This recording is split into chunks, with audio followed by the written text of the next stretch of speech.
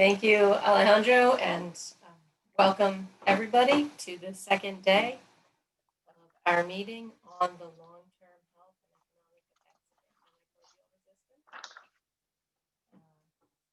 I am actually still a minute early, but our committee chair, Guy Palmer, is with us, and I feel like it's probably turned over to 11 now. So, Guy, if you want to get us started. Sure. Yeah. Thank you, Joanne. Good morning, everyone. And good morning again to our committee members and welcome to our guests. As our committee members know, I'm going to read a little bit of an introduction, which they've now heard for about the 15th time. So bear with me a little bit, but it's for our presenters and those attending and observing the Zoom this morning.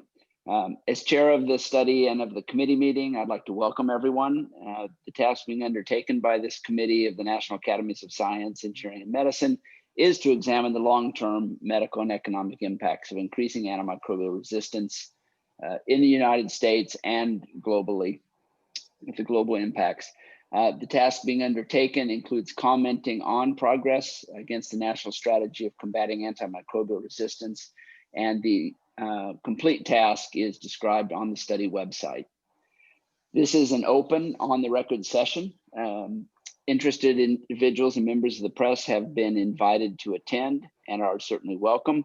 However, this is not a news conference, and we will not be entertaining questions from the floor. Reporters that would like to speak with committee members or follow up in any way are asked to touch base with Jillian Buckley, our study director, and her contact information is on the study website. This is an information gathering session. The committee is in the process of assembling materials that it will examine and discuss in the course of making its findings, conclusions, and recommendations. Therefore, I'm asking that you be mindful of the fact that the committee has made no conclusions and that it would be a mistake to leave here today thinking otherwise. Comments made by individuals, including our committee members, should not be interpreted as positions of the committee or of the National Academies. The members may ask probing questions in these information gathering sessions that may not be indicative of their personal views, but are just trying to obtain additional information. The committee will deliberate thoroughly prior to writing its draft report. And once the draft report is written, it does go through rigorous review by experts who are anonymous to the committee. The committee then must respond to that review with appropriate revisions that adequately satisfy the National Academies Report Review Committee and the National Academy of Sciences president before it is considered an official National Academies report.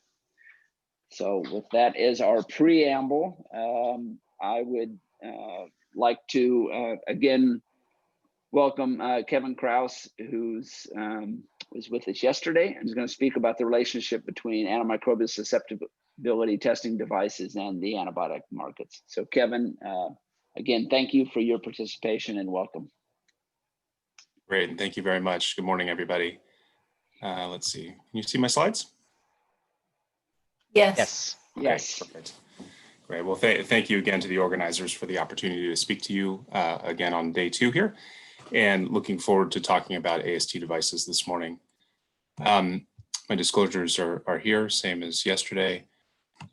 So let's begin by talking about what AST devices are. So they're generally a broad group of medical diagnostics. These devices include really 3 different groups.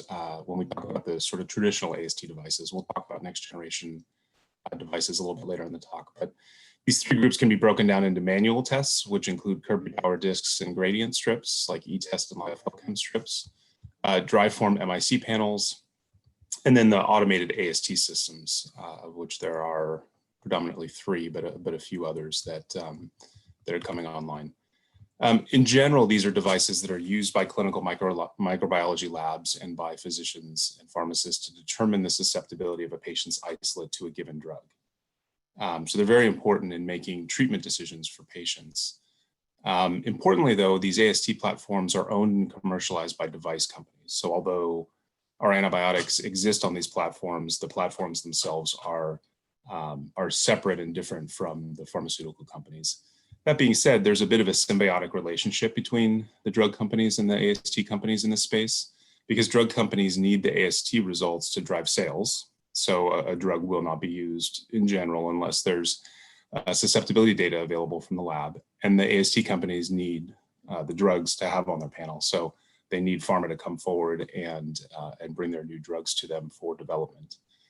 But importantly, these are not companion diagnostics as we define them from a regulatory perspective. So they're not developed in lockstep in that they aren't required for use of the drug. So they're required in that the hospital needs that information to know how to prescribe a drug. But from a labeling perspective, a package insert perspective, the device isn't required for use of the drug. And so that creates some opportunities and creates some challenges. But at its sort of base level, simultaneous approval of both the drug and the device are not required as they would be for a companion diagnostic. And then importantly, drug sponsors do not revenue share with AST devices that sell with their drug on them, but profit indirectly because, again, the drugs won't be used without the results. So there's a large network of stakeholders that apply and evaluate AST results in different ways. I'm showing you sort of a high-level diagram here that brings together the different components, different stakeholders within the hospital. So in the upper left, so with your infectious disease physicians and pharmacists that are informing and advising the patient's physician, they're going to use your AST information to prescribe a new drug, and then eventually to maybe make a formulary recommendation to include your drug in the hospital based on the results of these AST tests over time. In addition, the pharmacist is going to look to the AST results to think about how to integrate a new drug into a stewardship program and also to make dosing recommendations. So this comes down to where the hospital needs to understand the local epidemiology of the pathogens that they encounter and how your drug may make an impact there. And then finally, in the upper right, you've got the clinical microbiology lab, and they will generate the AST data that others look to. And what they need is devices and validated methods that are FDA cleared in the US.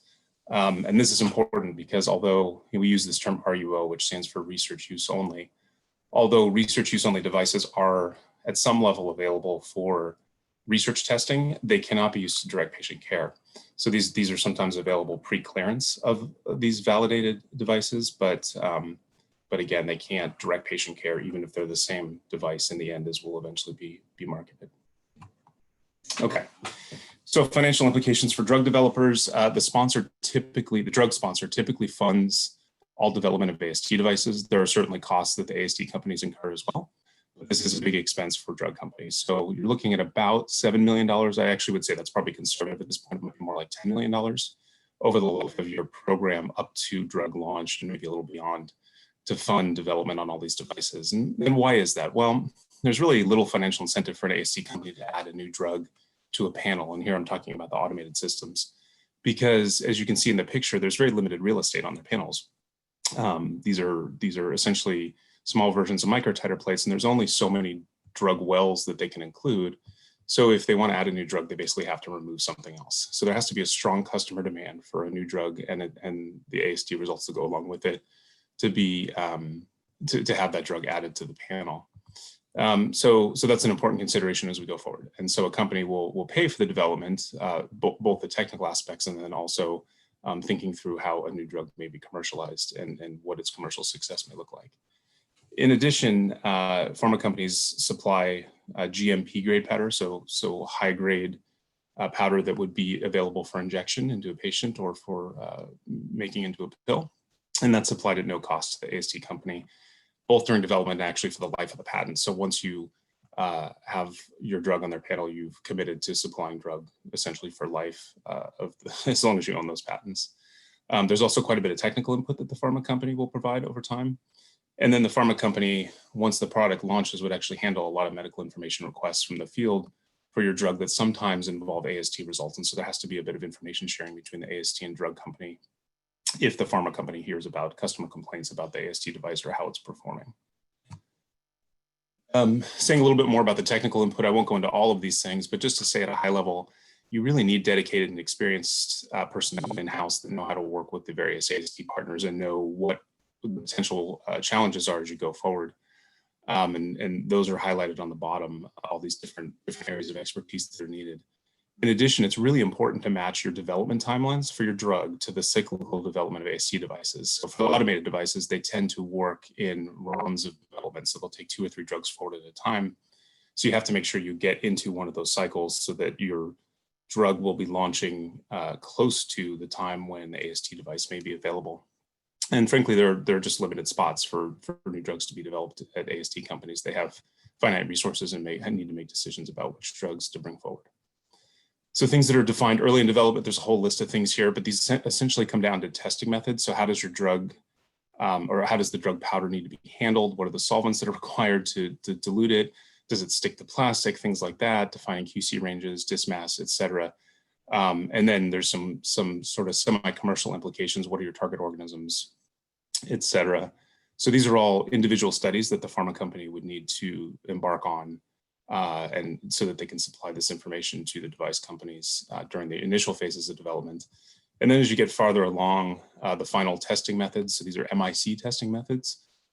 These are all governed by the CLSI in the US.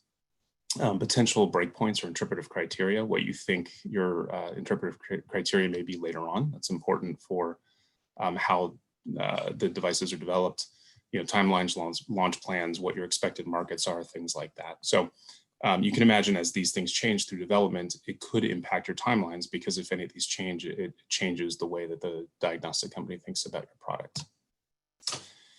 So let's talk about timelines. These can be a little bit challenging and there's a lot of reasons why. But at a high level, I think it's worth noting that there's been some recent regulatory changes that have accelerated the clearance of the manual tests.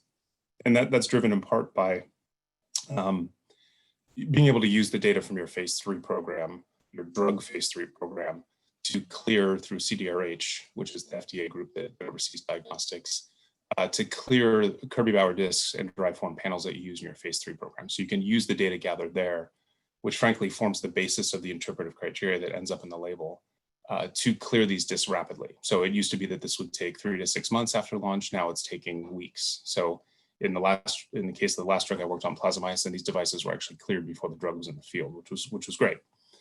Big step forward.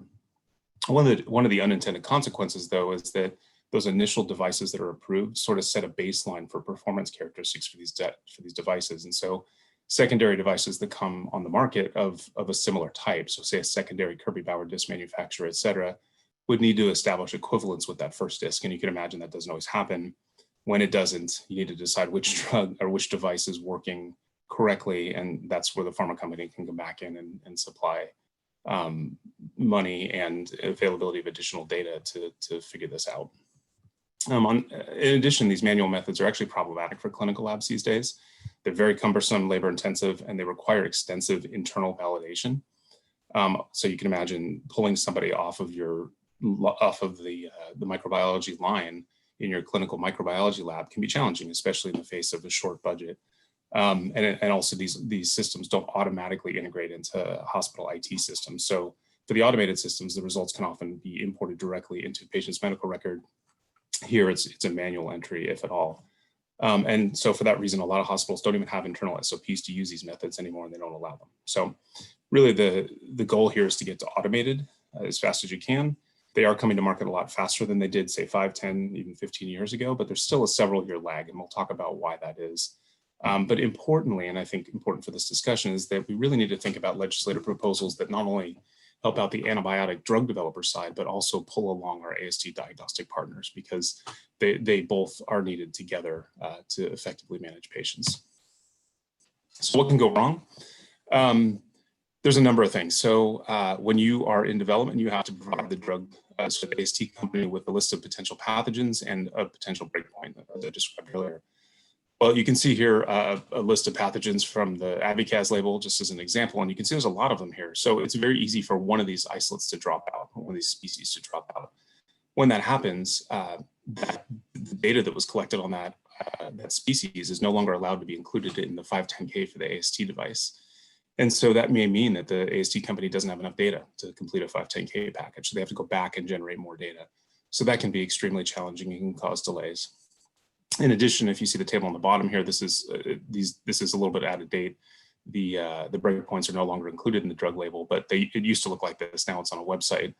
But you can see these numbers here. And if you predict incorrectly what your breakpoint is going to be, that may mean that the AST device developed the wrong calling range or the wrong range of MICs because you gave them information that didn't turn out to be true. They then have to go back and redevelop potentially. Sometimes they can make tweaks. Sometimes they have to go back to the beginning and start over. So you can imagine that can cost a lot of money and take up a lot of time.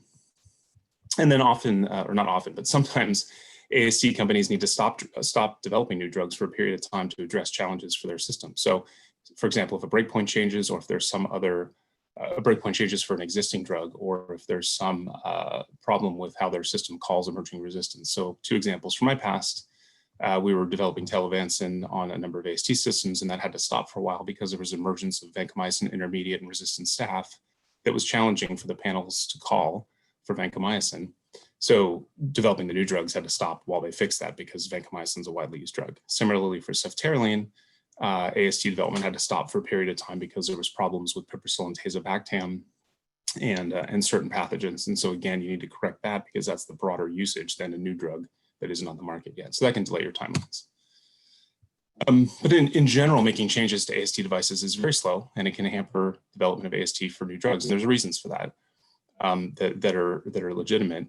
But at a high level, outdated breakpoints for approved drugs, drugs that are already on the panel, can lead to poorly formed treatment decisions. And so those need to be addressed if there's an update required. So if an organization like the CLSI changes a breakpoint, I'll show you an example in a minute for carbapenems, that needs to be addressed because it immediately affects patient care, but it costs a lot of money and takes a lot of time for the AST companies. This can lead to significant lags, as I said, for new drugs, and it strains the resources of AST companies. There's really no support for the AST company to make these changes, but they are required from a regulatory perspective. In addition, when new breakpoints are not changed quickly and a new drug launches into the space of a similar class, it's essentially launching into a non-level playing field.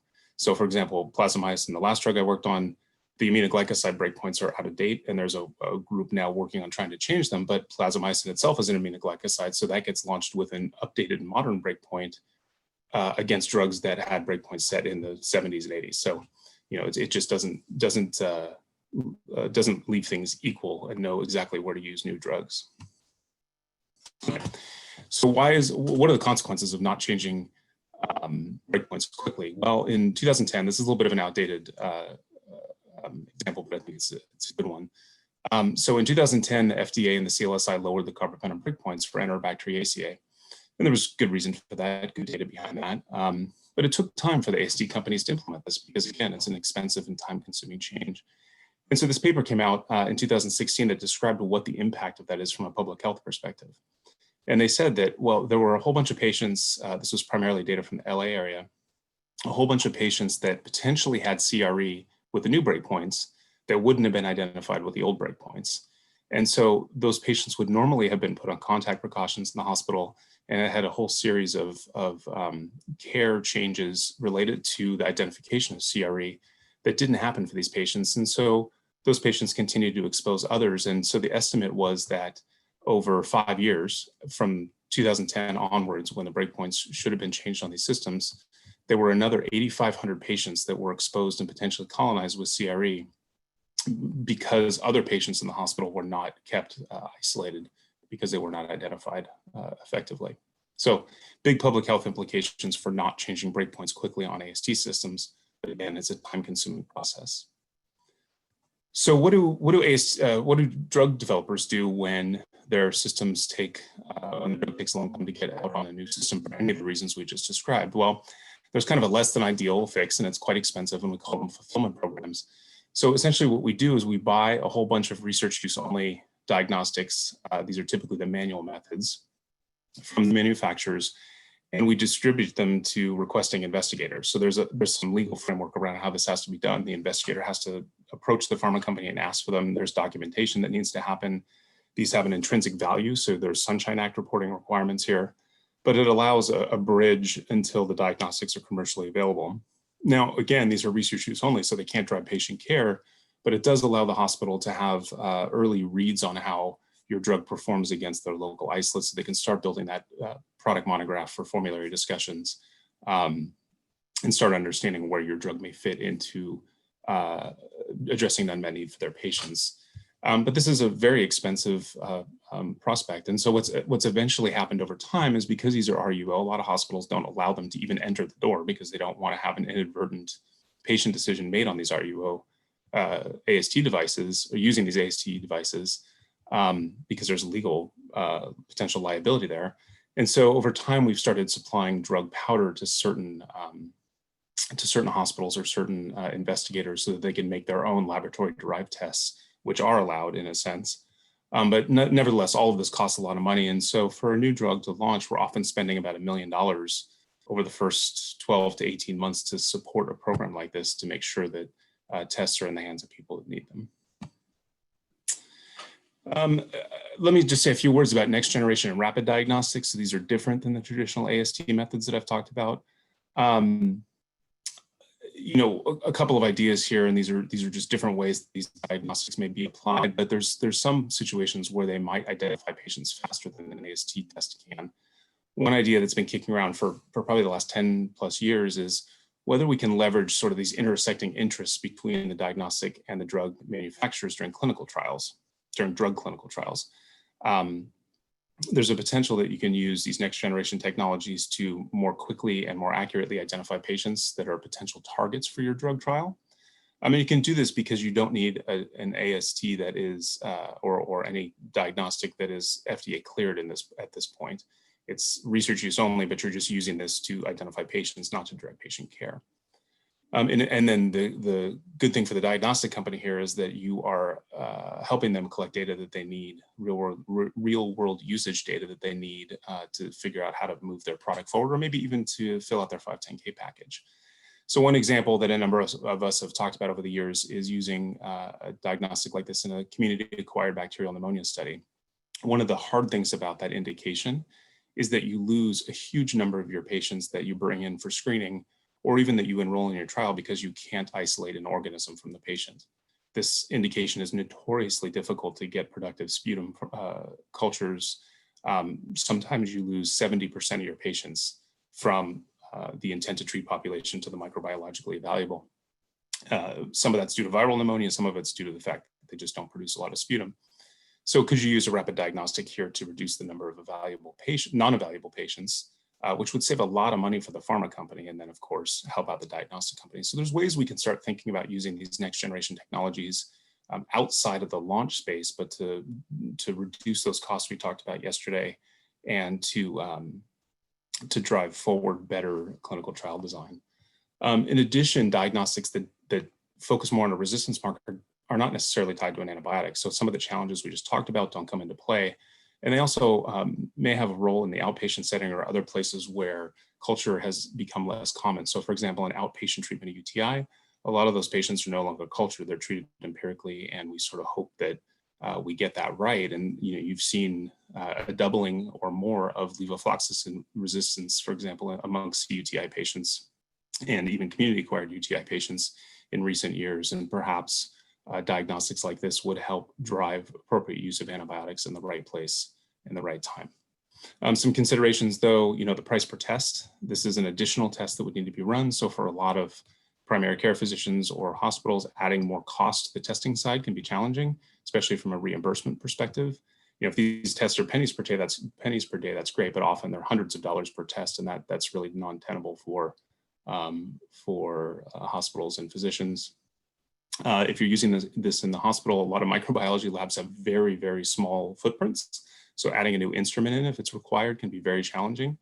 Often new instrumentation is kept in a separate part of the hospital or a separate part of the lab because they just don't have space in the primary lab to fit new things. And then there's this age-old argument that the presence of a gene, if you're looking for resistance markers, is not the same as an MIC. Not all genes are functional, and those that are don't necessarily produce enough enzyme or protein to drive resistance. The classic example is beta-lactamases, where expression levels can vary significantly. So you really need a functional readout, a phenotypic readout, rather than a genotypic readout in that case, at least from what we know today. So a lot of work to do there, but potential for future implications.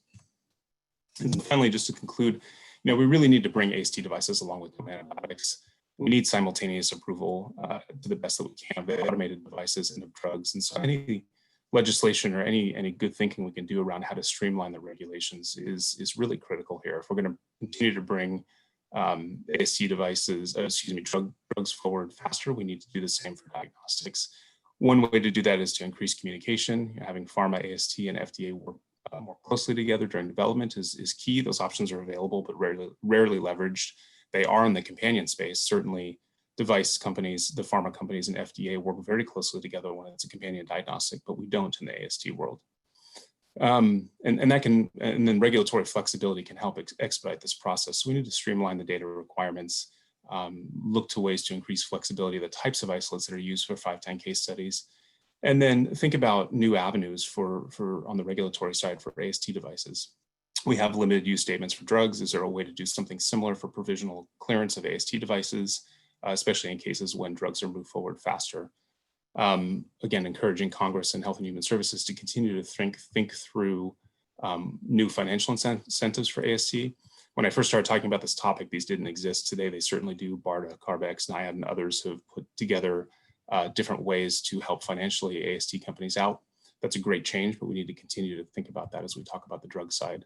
And so, again, thinking about the timelines for AST availability, we need to think creatively as a community about how to streamline those and make things better so that we can have simultaneous approval of drugs and AST devices, really to optimize patient care. Thank you very much.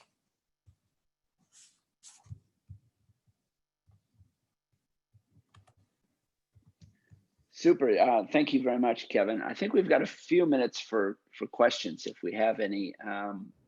If you can raise your hand, but also put them in the chat is always helpful. Lefteris, I see you. So why don't you go ahead? If others do, you can either raise your hand or put them in the chat and I'll call on you. Good morning to all. Two questions, short ones. How do you define rapid diagnostics? What is your cutoff? And how can the information from diagnostics be incorporated in stewardship more effectively? Is there some function? How can it become actionable information? Thank you. Absolutely, both great questions. So especially on the rapid diagnostic one, that's a key thing that's often talked about. So when we talk about rapid diagnostics, I think the community generally thinks about things that take the result time down from days to hours. I actually think that isn't enough. So if we're talking about rapid diagnostics, we need to get down to minutes.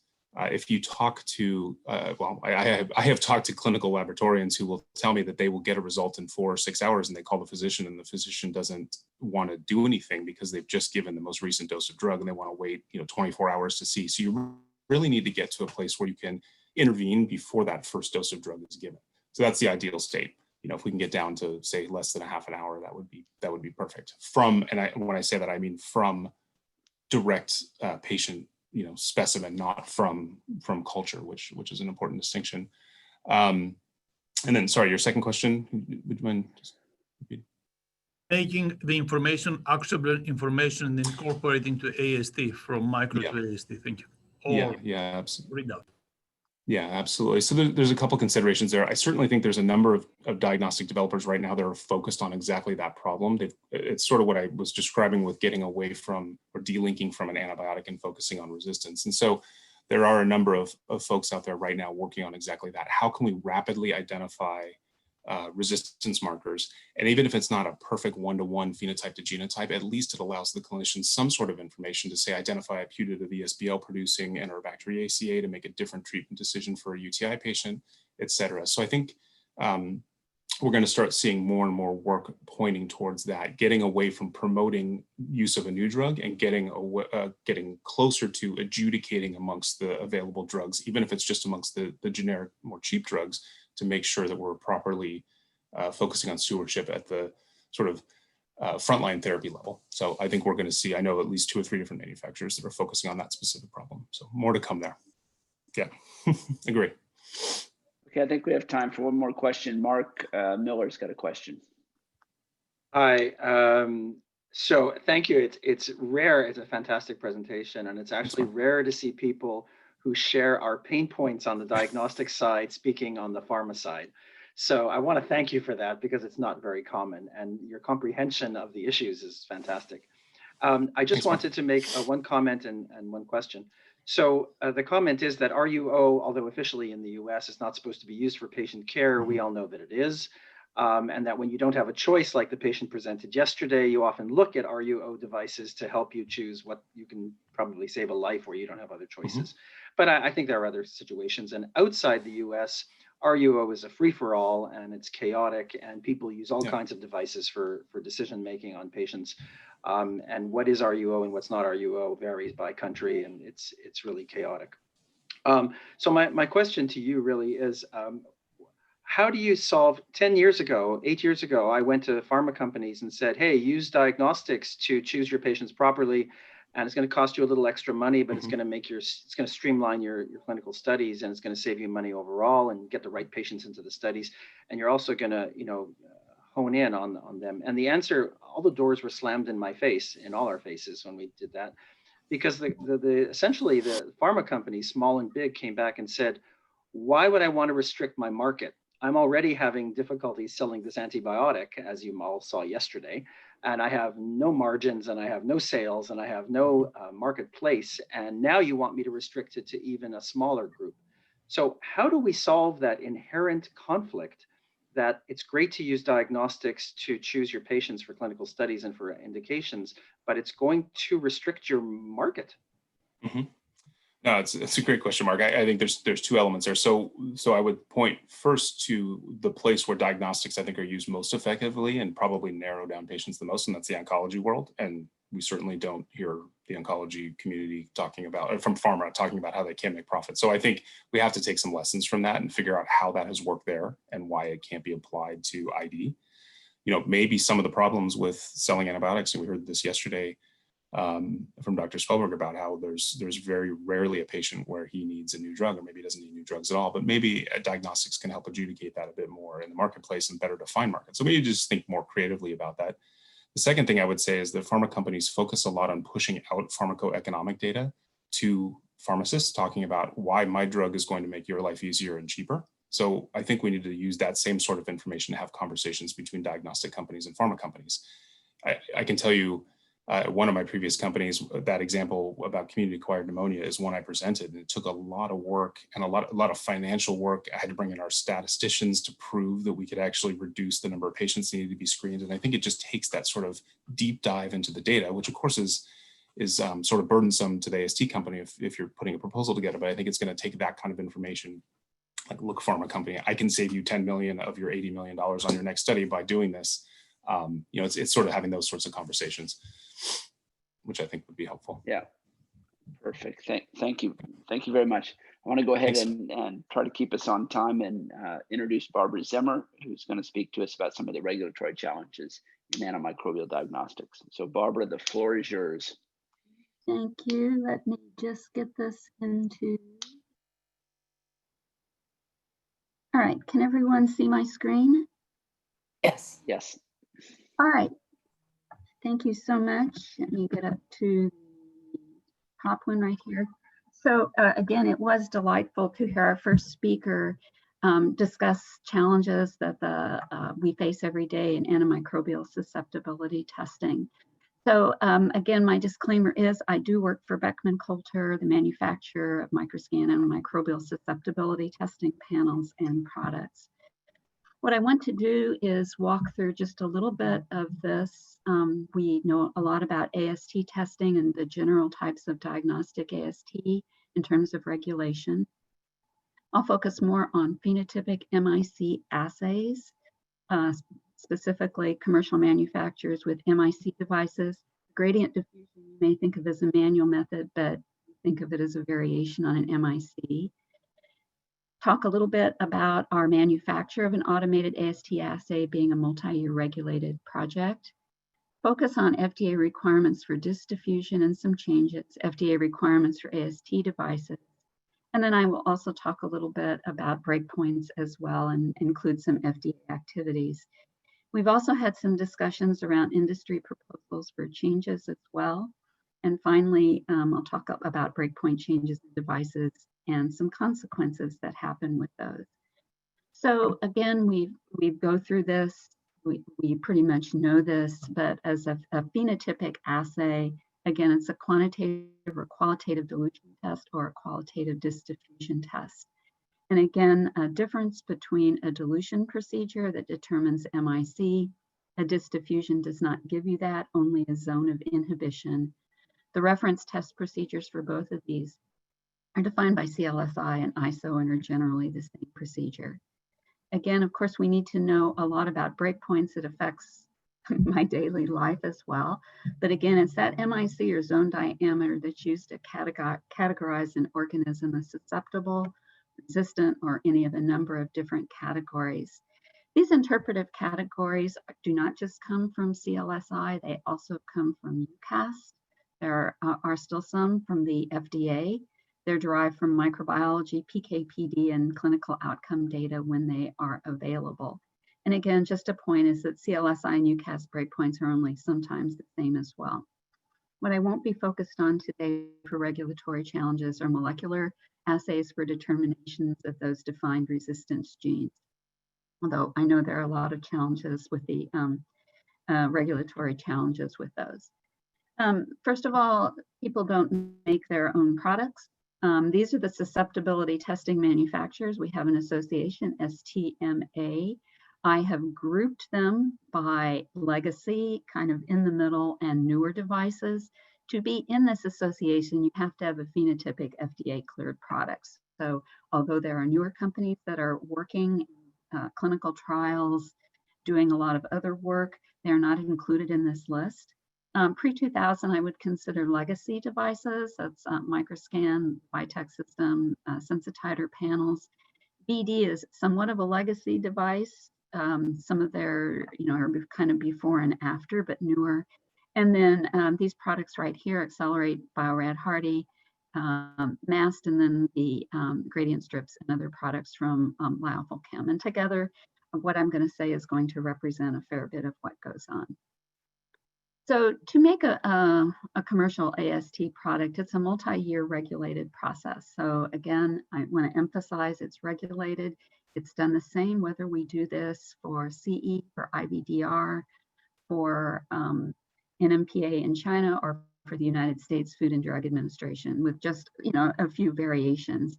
But again, that we appreciate the help with industry, the pharma industry right here, to go through what we need to do. I want to emphasize finding on-scale isolates, a lot of R&D work right here.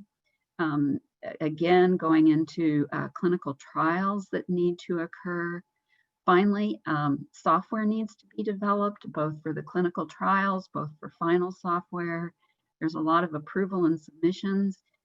Voila, antimicrobials are available on panels or cards, and with automated non-manual systems, the software update needs to go along with that, along with LIS connectivity that goes with that as well.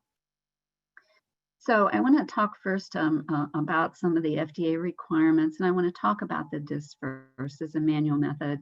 And historically, the DIS would be cleared during clinical efficacy during antibiotic NDA studies. And all DIS manufacturers would submit a labeling 510(k) after the antibiotic NDA, and they would receive their FDA clearance. And thus, DIS were historically the first diagnostic test to market. In October 2017, a regulatory challenge came in that the DIS manufacturers were informed during the process of DIS labeling that the FDA was now going to require some clinical isolate data testing for 510(k) clearance. And this probably came as a bit of surprise. There were reasons that the FDA initiated this, and there have been extensive discussions between the STMA Pharma and FDA to better understand these new requirements. But essentially going from labeling, and again, the DIS can be cleared if it's included in the pharma NDA data. If it's not included, there needs to be studies compared to a reference method from the to the MIC data from the NDA, or compared to another DIS. A lot of quality control, 300 isolates, including 75 challenge isolates with known resistance mechanisms, and reproducibility. Again, the isolates, quality control, and reproducibility are standard things that are required by the Food and Drug Administration. So this, again, started to slow down the availability of some discs. There are a lot of efforts going on to move that forward in a more expedited manner as well. For phenotypic MIC devices, there are the Class 2 Special Controls document from August 2009. These cover standard, what I would consider the standard AST tests. Those that were less than 16 hours were once considered a PMA and are now 510K. The Accelerate device was considered de novo, and now it's also a 510K. There was also an appendix in July 2015 that gave a presentation format and further information. And again, for any standard product, and again, all of these devices are coming from culture. They are not coming from direct clinical specimens.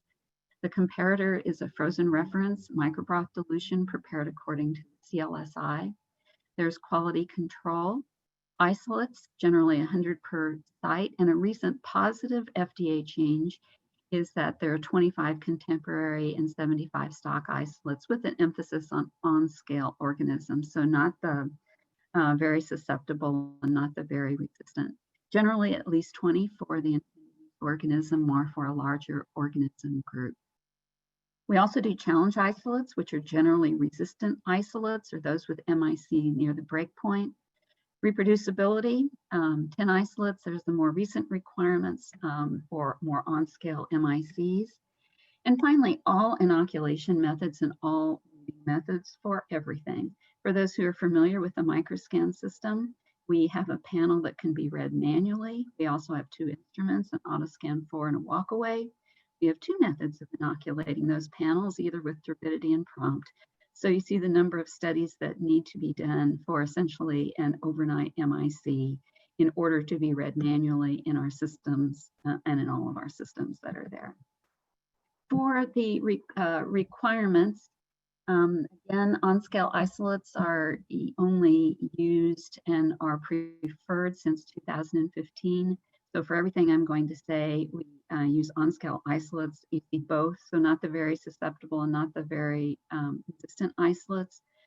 A challenge is there a fair bit of evaluation at species level?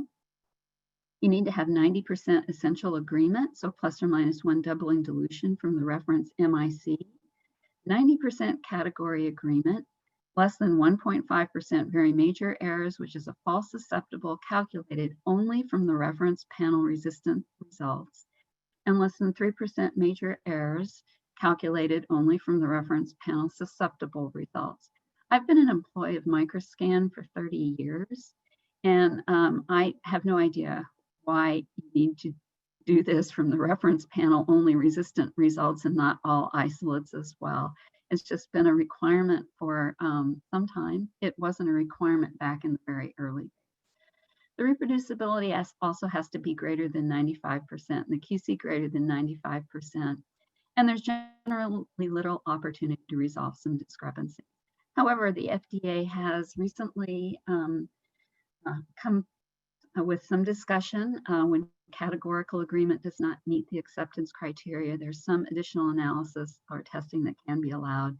And if there's no intermediate category, higher error rates can also be allowed as well. So again, as our first speaker talked about, and we know the ideal scenario is to have new drug available on automated devices shortly after the new drug approval. And the FDA, I know, has presented concerns about the lag in availability of drugs. Those presentations are publicly available if you Google those.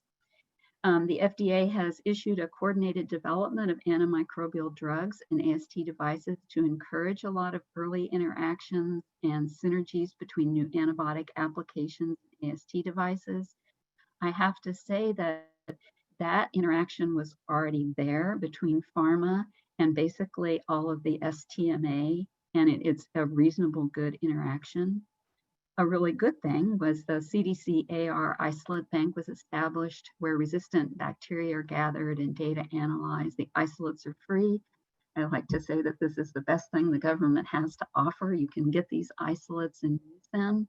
Laboratories can get them as well. And then I'll talk a little bit more about the 21st Century Cures Act in just a minute, because that likewise assisted AST device manufacturers as well as the pharma group as well.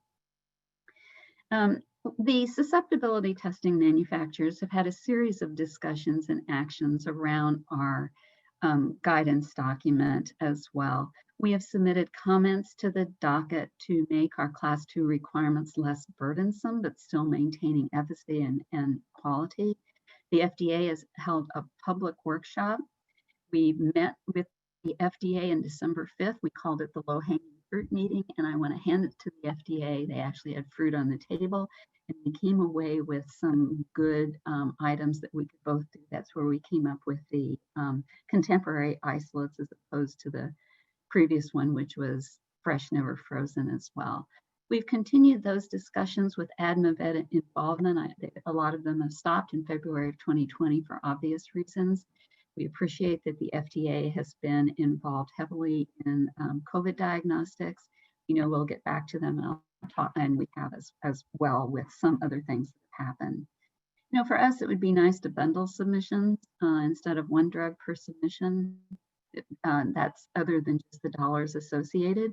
I can look back at the initial microscan submissions that were made, and we did things for entire panels. That was very helpful as well. And finally, STMA as a trade association has submitted a pre-submission that's been accepted by the Food and Drug Administration, requesting the ability to change breakpoints with a generic breakpoint change protocol to be included in 510(k) submissions. And I'll talk a little bit more about that in just a minute. I want to focus on breakpoints because, again, the ideal situation, as we just heard, would be to have those new breakpoint changes on an automated device shortly after the breakpoint change. There was a large set of CLSI changes for cephalosporins and carbapenems. The discussion began in 2005. They were published in 2010. There's been a lot of varied guidance and a lot of discussion about this. The original guidance was to require a submission of 510(k) by drug when updating breakpoints. Prior to 2007, we could apply breakpoints to all of they were Enterobacteriaceae then, all of the Enterobacteriales or report MICs only. Somehow in this, between 2007 and 2017, there was a challenge in that the AST device was limited to the indications in the drug label. For older agents, that greatly reduced the organisms reported because most of the drug labels rarely included Acinetobacter species. Meropenem was restricted to 21 organisms. Certainly there are more than 21 organisms that can become carbapenem resistant, and it was a challenge really for everyone to work through that. And in December 2016, the FDA 21st Century Cures Act was enacted with implementation by the end of 2017. And as part of this act, DER recognized CLSI as a standard setting organization, recognizing quite a few, but not all CLSI breakpoints. The labels were taken out of the pharma package insert, and the website was updated. And this was really a great step forward. I think this was really one of the best things that could happen as well. There are still challenges because there are still differences, and I'm going to use cephazolin as the example right here.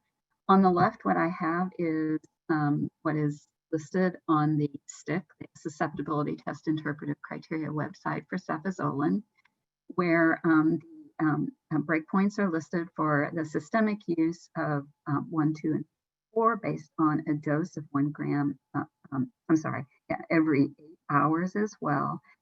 And the interpretation for uncomplicated urinary tract infections is not recognized at the time. Whereas if you look at the 30th edition of M100, what you'll see is the systemic breakpoints are 2, 4, and 8. Those are based on a dose of 2 grams every 8 hours. So it's the correct breakpoint in both places. It's just based on a different dosage as well. And of course, there are breakpoints for uncomplicated urinary tract infections. So there's still some challenges that exist in between, the FDA breakpoints and the CLSI breakpoints as well. So as I mentioned, that the original guidance for breakpoint changes required a submission of 510(k) by drug when updating the breakpoints. Over the course of the past few years, we've had a lot of discussion points between the FDA and STMA, including scenarios where data were or were not available from the original submission, I don't mean that the data were or were not available, but were in a format that could be processed. And some of the older drugs for the legacy manufacturers followed the guidance that might have been available pre-2000 and might not have separated everything into all of the organism groups that where they are separated now, but the guidance was followed at the time. So whether or not sufficient resistant strains were or were not tested, where the data met or did not meet acceptance criteria, and in the year 2020, the FDA did respond to our FDA pre-submission for breakpoint changes for legacy drugs and devices, including options where breakpoint change protocols could be submitted in future 510K submissions for a new drug, or a 510K submission specifically for a breakpoint change protocol. And I really want to appreciate the work that the STMA did, and I want to really appreciate the work that the FDA did. There will be more on this in 2021. Hopefully the FDA will have greater time because they won't have to be dealing with COVID. The last thing I want to just talk about is the example of consequences of changing breakpoints for commercial AST devices. And again, when the website is implemented, that's great. We can see what they've accepted some but not all CLSI breakpoints. Organisms that are not as common generally tend not to be listed in the drug package insert. And I'm going to give a real life example of implementation of realized breakpoints for one organism group in the US comes at a cost for reporting MIC results for others. We are an established manufacturer for microspan, and the example is going to be Penem as well. So the history of this in the FDA and for CLSI and the FDA breakpoints. In 2010, the CLSI published revised meropenem breakpoints for Enterobacteriaceae. In 2012 for Pseudoruginosin, and 2014 for Acinetobacter.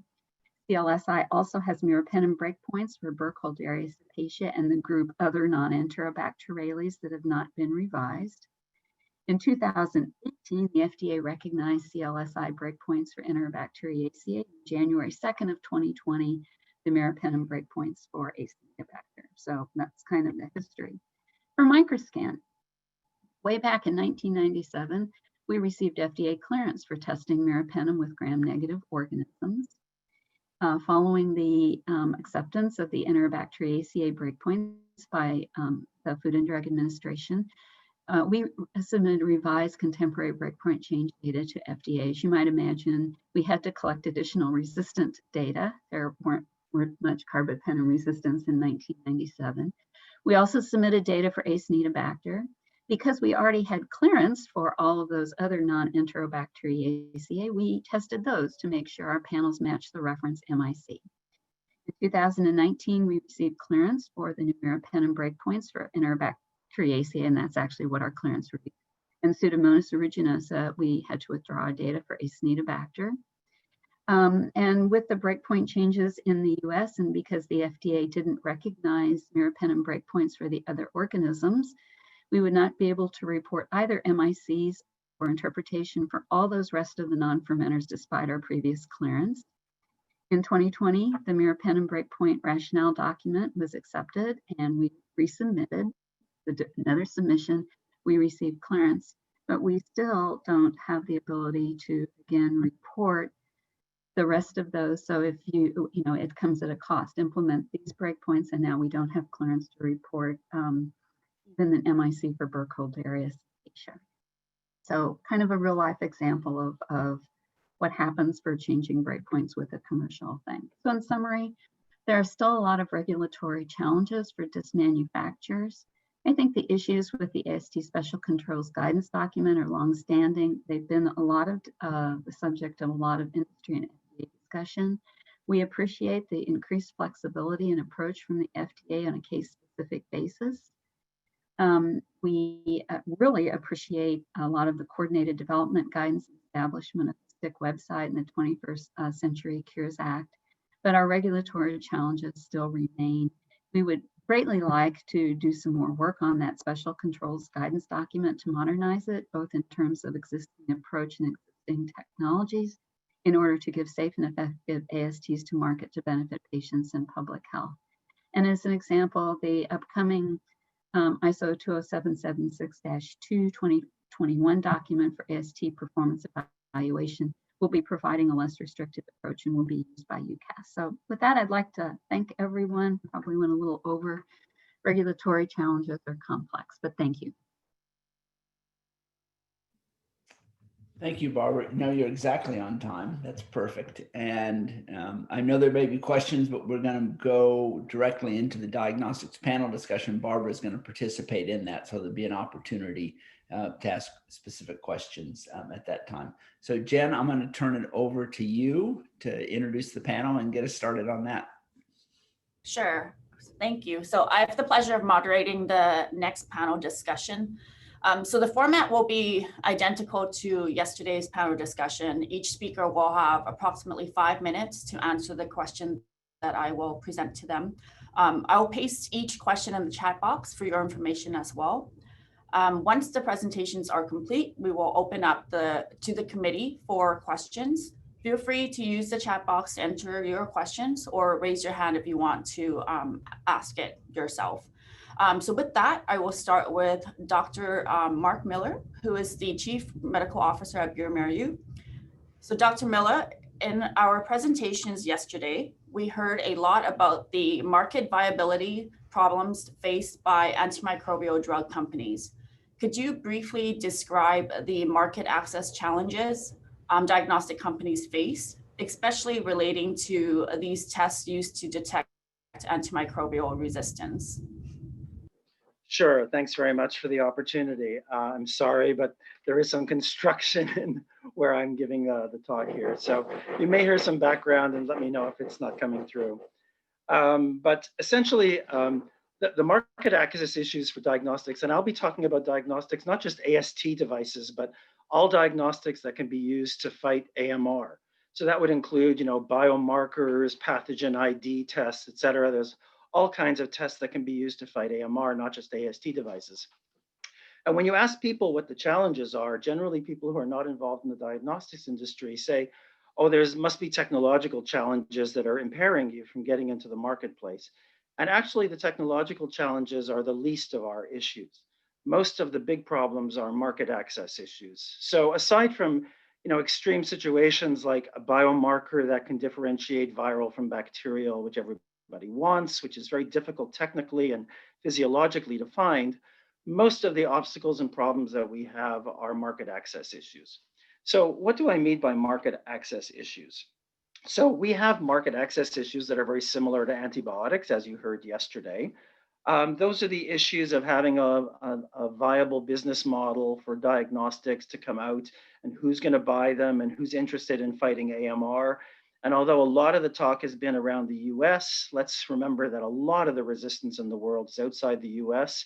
And I'm floored when I go to Asia and I see some of the resistance rates in the ICUs in Vietnam and Indonesia, which is just horrific. And they have a need, but they don't have any money. And they don't have resources to buy these kinds of diagnostics. So we have to keep in mind that these markets are very variable. And we have the same problems as antibiotics in terms of that. There's no global purchases for AMR diagnostics like there are for vaccines, for instance, like a Gavi program for vaccines. There's nothing for diagnostics, even though everybody accepts that resistance is a huge global problem. R&D trials, as was mentioned yesterday, are exceedingly complex to find patients with drug-resistant infections. They are equally complex and difficult for diagnostic device trials. So we have to find a good distribution of resistant bugs. We have to find enough of them. We have to, we have colistin resistance detection, agar. We've got CRE tests, but we have to find all of the different CREs in order to get validation. They're not always available. You saw the map of the US yesterday. They're very spotty. So even if you want to do an FDA approval, not all the CREs are available in the United States. It means you have to go outside the United States. All these issues are problems. So we have the same issues as antibiotics. On the other hand, we have a lot of very unique issues for diagnostics that the antibiotic industry does not have in terms of market access. The first thing is It is easier and cheaper to give an antibiotic everywhere in the world than to do a diagnostic test first. This is even more important in LMICs, where antibiotics are freely available, very cheap. You can get massive amounts anywhere at the corner, especially in certain countries, and it just makes no sense for them monetarily or just convenience-wise to do a diagnostic test and then choose an antibiotic. It's just easier and cheaper for them to just give an antibiotic. And that is a huge behavioral and economic and geographic issue that has to be addressed. The second thing is the regulatory landscape. So you heard a bit about the complex regulatory landscape on AST, but the regulatory landscape for diagnostic devices in general is just very, very complex. And for a company like us who serves 155, 160 countries around the world, everybody thinks, oh, you get CE marking, and so you're good for the European Union. But that's not true, because once you get CE marking, every country has a different adoption phase. Every country has a different health technology assessment, if it exists. Every country has a different reimbursement. And sometimes there are 6 or 8 different reimbursement systems in a country outside the US. Even in the US, there are several reimbursement systems. It's very complex. So HTA, HTA's health technology assessments, regulatory and reimbursement are heavily intertwined with each other and go much beyond just regulatory approval. The other thing is that diagnostics have a supply chain issue that is much different than antibiotics. Diagnostics, you need to import and you need to install equipment most of the time. You need to have a lab structure. Even if the lab is just a rudimentary table under a tree, there has to be some kind of structure to house a lab test. There have to be trained people, and I'm not even talking about technologists outside the USA, can be anybody, but they have to be trained. They have to be told how to use the test, how to read a blue band on a lateral flow device, how to read an output on a test. There has to be quality control to make sure that your tests don't fail on a daily basis. You have to have storage facilities for your reagents and for your machinery. You have to have traceability, which is very important. Even if you have a point of care device that you can do under a tree, somebody has to trace that result. Somebody has to trace the reagents that are used, and somebody has to make sure they're not expired and that they're good, and somebody has to trace the result. So we have other issues that pharmaceuticals just don't have, and vaccines just don't have. And then we come to the hardest part of all, which is market access issues with behavior. So you already heard about a little bit about the behavior where it's easier to use an antibiotic than to use a diagnostic test and then an antibiotic. But there are other behavioral issues too, which have been very, very vexing and difficult to address. The fact that most healthcare providers don't understand diagnostics, they don't know which ones are available, they don't know what the results mean, and they don't know how to use them. Even when they're free, like in France, where strep tests are free, only 3 out of 10 GPs use them because they just don't rely on them, they don't understand them, they don't know what the results mean, they don't know how good they are, et cetera, and so they're just not used, even though they're free of charge, and they're actually quite performant. The other thing is that in some countries outside the US, many countries outside the US, there is corruption, which means that physicians will actually get a cash kickback for using a specific diagnostic test, even though it's not the optimal test for what they're looking for. And that's typically for tuberculosis, but it's also for other diseases as well, where significant cash returns are available for performing certain tests or asking or ordering for certain tests, even though those are not the best tests available for the disease or the condition that they're looking for or trying to diagnose.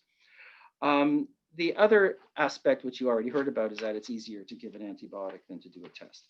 Then there's this additional economic, I heard about this 2 years ago, and I thought this was brilliant because there's an old economic hypothesis called the principal agent problem.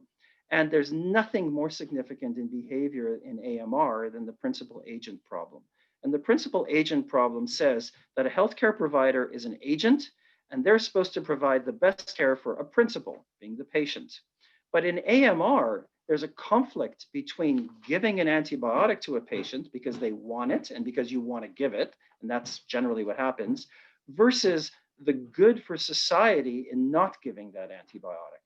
And so every physician faced with a patient who wants an antibiotic or they want to give an antibiotic has that conflict. I want to give it to them.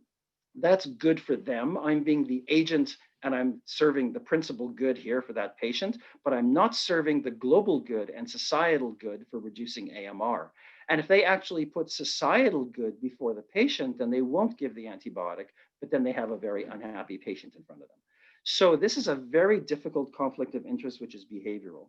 I just want to end by saying that the push incentives and the pull incentives for diagnostics are not sufficient and not well thought out. So all of the talk that we heard yesterday about pharmaceuticals, about antibiotics and push and pull incentives, they're even less developed and less logical for diagnostics, and they just don't work. So as you heard, a diagnostic test costs between, well, an old Me Too diagnostic test will probably cost us $10 to $15 million by the time we finish with it. $10 to $15 million is significant and lots of manpower over 1 to 2 years. A $1 million prize to incentivize a company like bioMérieux is not sufficient. So that kind of push incentive is not sufficient. And the pull incentives that are out there for vaccines and therapeutics, like for HIV and TB, through UnitAid and through Global Fund and all that, they do not exist for diagnostics. And so it is very difficult to have diagnostics implemented into the marketplace. So I think I'm going to finish with that, and just to tell you that there are significant market access issues that go way beyond the technical expertise of developing a test. Happy to expand on any of the individual ones that we talked about. Thank you, Dr. Miller. Okay, so let's go to the next speaker. So Dr. Fred Tenover, who's the Vice President of Cepheid. So Dr. Tenover, the market consideration that apply to rapid diagnostics are different than those for conventional ones. Could you explain some of these differences and how the costs of developing such tests are weighed relative to the benefits? Sure, thanks, Jen, and good morning to all my West Coast colleagues and afternoon to all my East Coast colleagues. Let me first thank the organizers for this opportunity to provide some comments specifically about molecular diagnostics. And I think to start, I want to make sure we understand there's sort of two realms of molecular diagnostics for AMR. One are surveillance tests that are primarily used for infection control. These are things for colonization with MRSA or VRE or carbapenem-resistant organisms. And those are not diagnostic tests. The diagnostic tests are the ones that are designed really to guide therapy and to promote antimicrobial stewardship. So these we can break down into two categories as well. Those done directly on a colony. So for example, have a carbapenem-resistant organism differentiating between a serine and a metallo-beta-lactamase to guide therapy with newer agents would be a good example of a molecular test for AMR. And to Kevin's point, those tests are can be done in less than an hour, start to finish. And then those done directly on clinical specimens, where it be blood or blood culture, sputum, urine, a variety of other things. And those that are done on clinical specimens often are paired with identification. So we see the classical pairing of identify the organism and provide some data on resistance genes there to guide therapy. So let's think about that a little bit from a company perspective. You know, there's the typical things that we'll consider in terms of our cost and whether we want to move forward with a new molecular diagnostic test. We're going to look at the total available market. You know, what share can we grab of that market with a new diagnostic? But then much to Mark's point, where are we going to play? Is this a hospital inpatient test? Is it outpatient? Is it an emergency department? Do we want to be in the POL space? Are we going to do this in the US only? CE, what about all the new US or the IVDR regulations in Europe, which are really upping the game?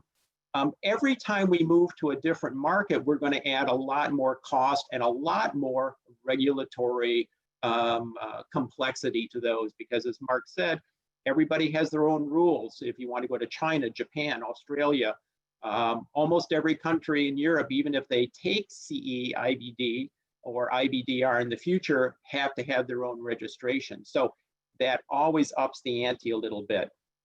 We also think now a lot about what's our internal strategic alignment. What portfolio is this going to advance? Is this something new that we're going to go into, or is this going to bolster what we already have out there? Regulatory issues, again, is this 510K? Do we need to get a CLIA waiver? Is it near patient regulations under IVDR? All of these things are going to make it a little more costly. And then there's some things that I think are really unique now to the molecular diagnostics market, and that is physicians' acceptance. Do we have something that physicians are going to want and are ready to use, or is this going to be a lot of physician education? Are we going to have to actually build a market for this new test? And then what about public health recommendations and professional guidelines? In some cases, these really can help a product, promote a product, or, and I'll give a couple examples, they can really hinder the uptake of a new product. And then finally, what about funding? Are we going to fund this internally, or are we going to go outside and seek some additional funding, perhaps to be a little more innovative, give us a little more funds to play with on the R&D side? And here I might just mention the expert MTB test. This is a test that is now run in about 150 countries globally. It was a combination of funding, both internal and NIH and the Gates Foundation and the Foundation for Innovative New Diagnostics. So in a way, it was sort of an early example of a push. We got this grant money that allowed us to move from 4 colors to 6 colors, and a bit of a pull in the fact that the Gates Foundation bought down the cost of these tests to $9.98 early on, so they could be sold in high burden developing countries. So now thinking about from the customer side, a couple things that are important is this going to be a replacement for my traditional test, or is it going to be an add-on? And those are very important considerations now for the customer. Is there going to be a lot of physician education required from the customer side? If they get a list of antibiotic resistance genes, are they going to know what to do with that? Is this going to be a burden for the laboratory to provide more interpretation than they've had to do with things in the past?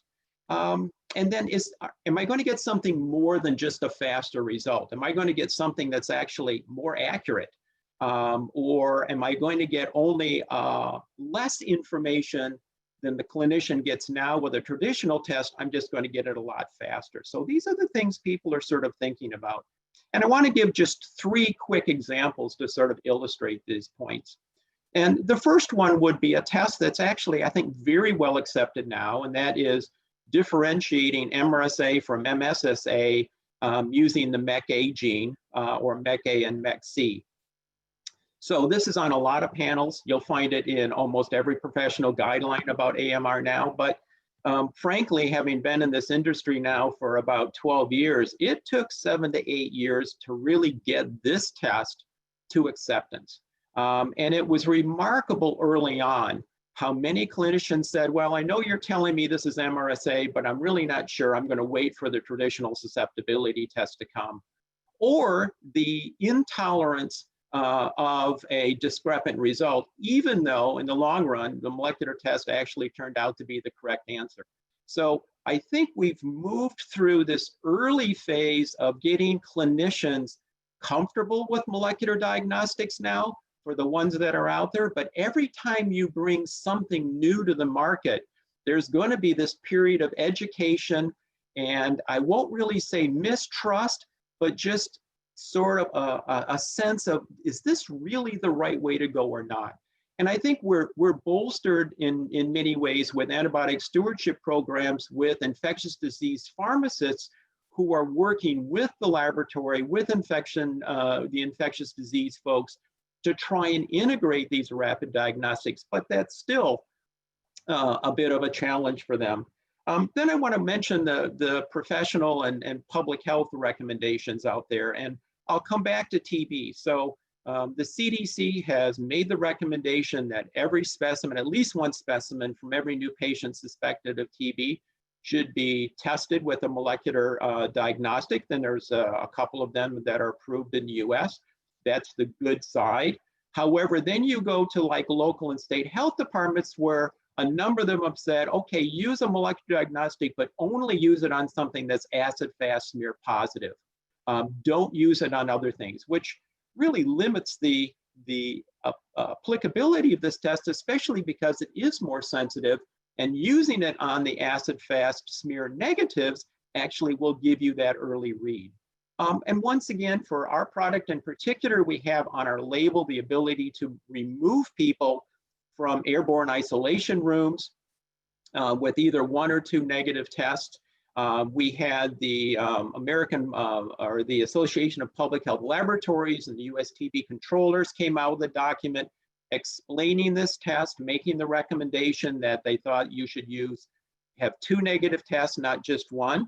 That's fine. But then you go to other counties and localities where the public health people have said, look, every PCR test, even an LDT, has to be treated the same. So we're not going to make any recommendations about using this test to get people out of airborne isolation. So you can see here we've got sometimes where guidelines really help us to move into a field, and other times where they really hinder us and say, don't use this.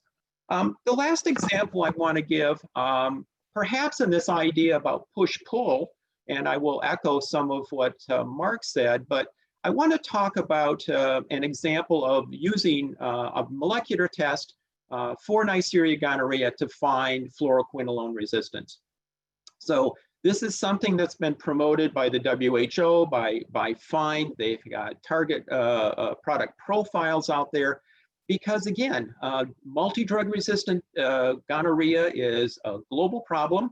And if we could move to a diagnostic that would allow us to use a single oral dose of Cipro, which is really cheap and really effective for many cases of gonorrhea, we could avoid giving everybody a shot of ceftriaxone.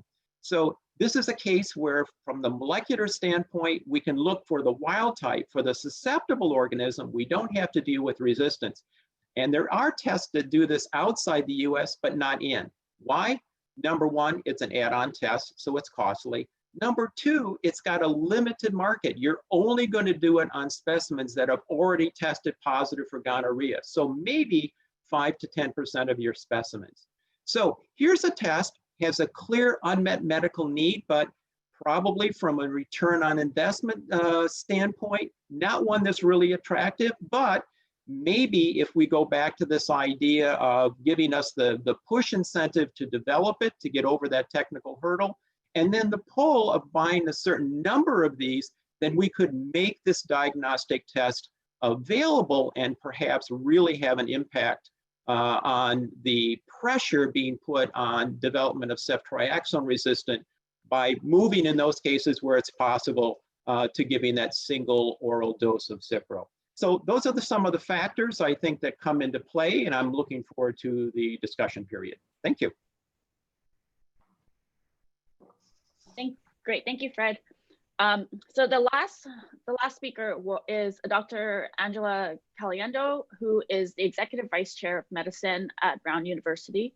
Dr. Caliendo, you've directed clinical laboratories in the past and been in the position of buying tests for more than CMS will reimburse you.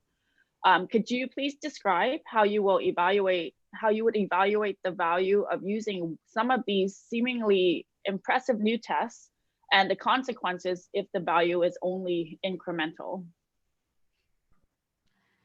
Great, thanks, Jen. Appreciate the opportunity to talk today. Although I must say, listening to Mark and Fred makes me happy I don't live in the diagnostic company world. So when we think about value, I want to look at it from a variety of perspectives and think about it from a variety of perspectives. So you have the clinician's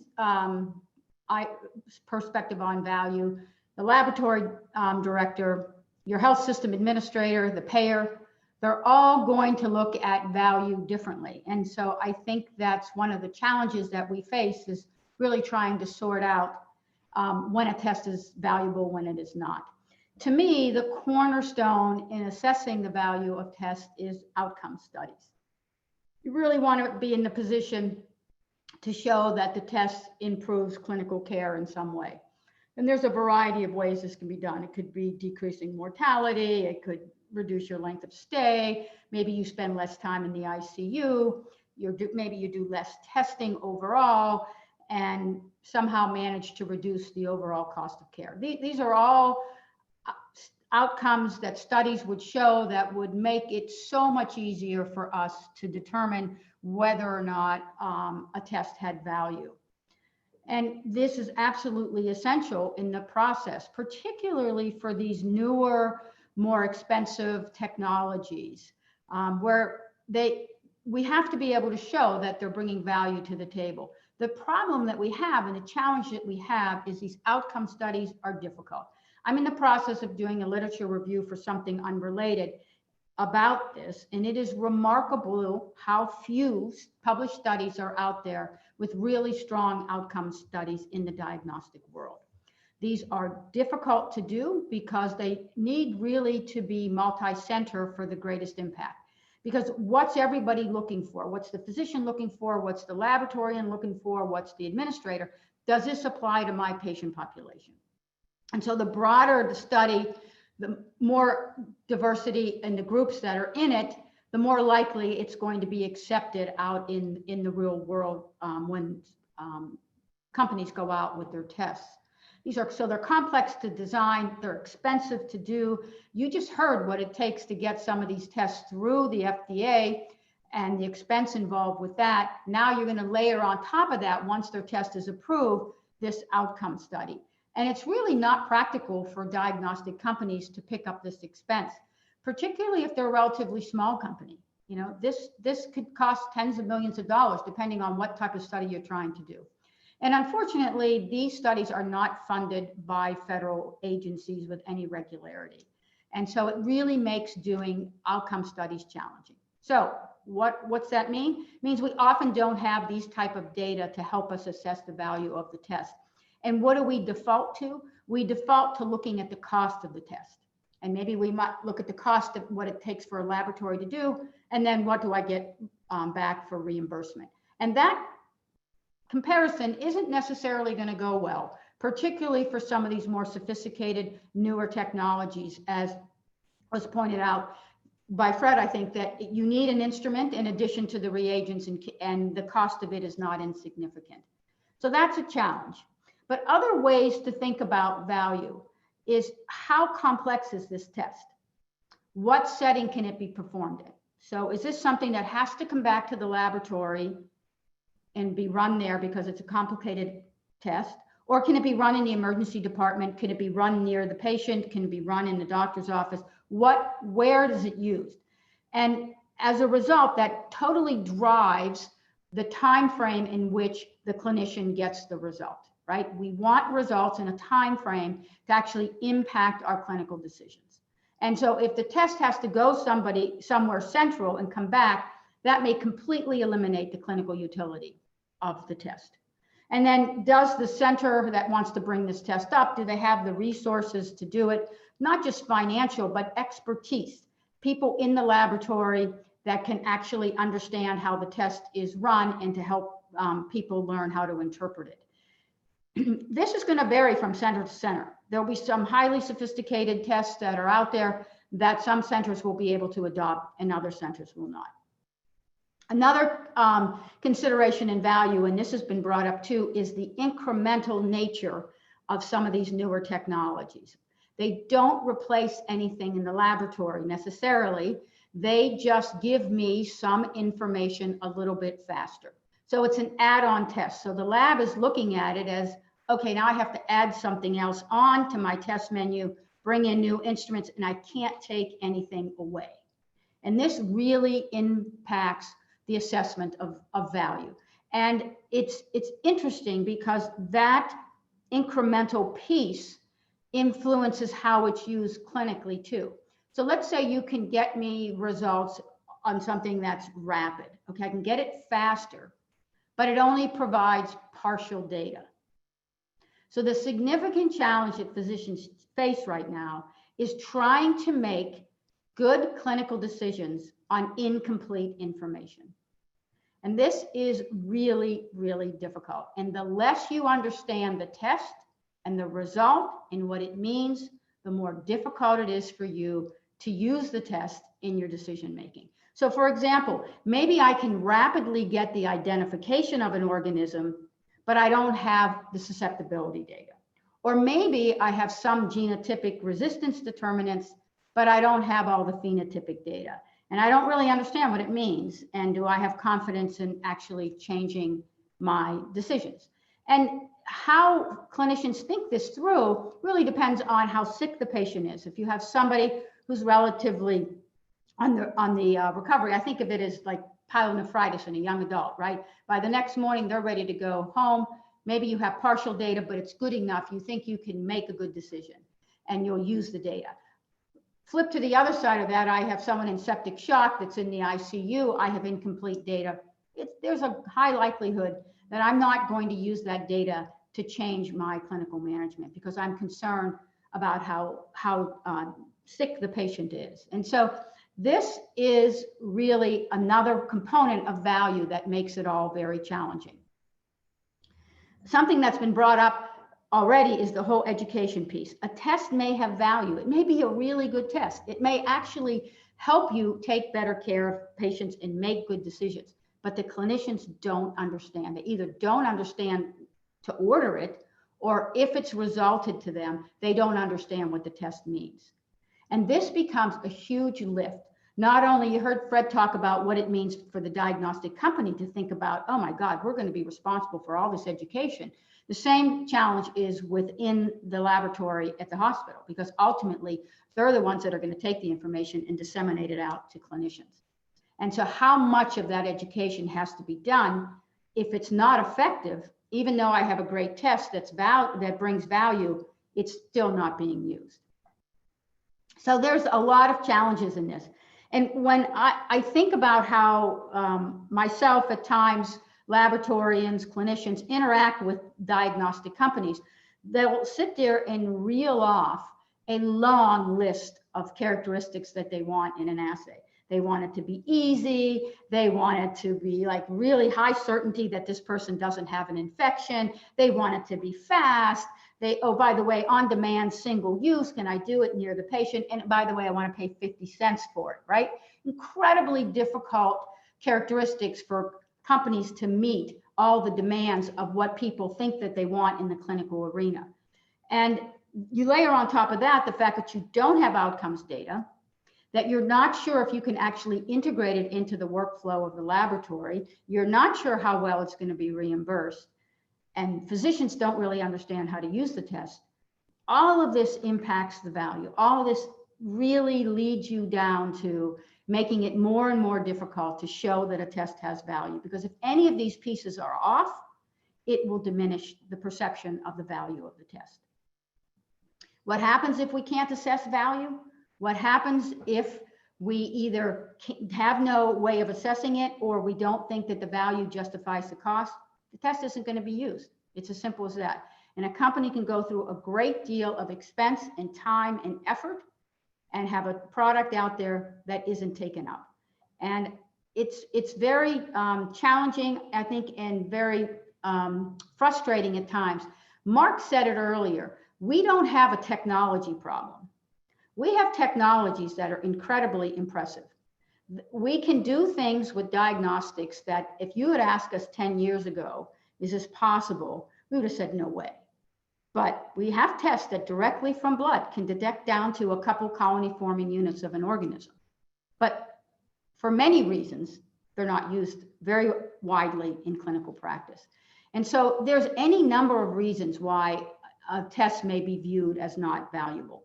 And it can have to do with the performance of the test, but it may just as well have to do with what a lab can accommodate and what a physician is willing to use.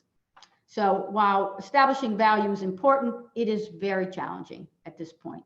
And I think one of the biggest gaps that we still face is we don't have enough good data, good outcome studies that make us feel that we can run the table with it and say, yes, yes, there is value to this test. So I'll stop here and we can talk more during the question period. Great answers. All right, so we're going to segue to just basically open Q&A from the committee. I was going to start with a quick question just to kind of follow up with Dr. Calandro, what you were just talking about.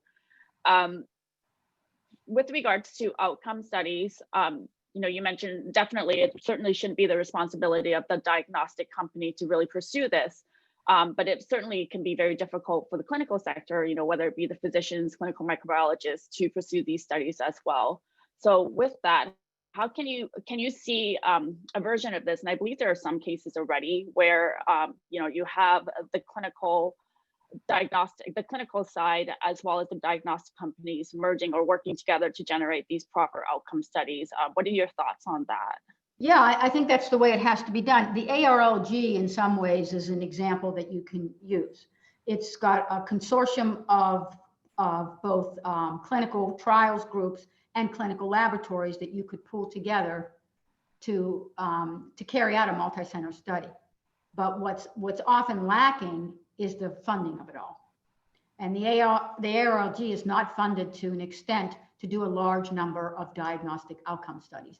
But that network could very much be leveraged if we could find an organization or a part of the federal government that would actually be willing to invest in the process.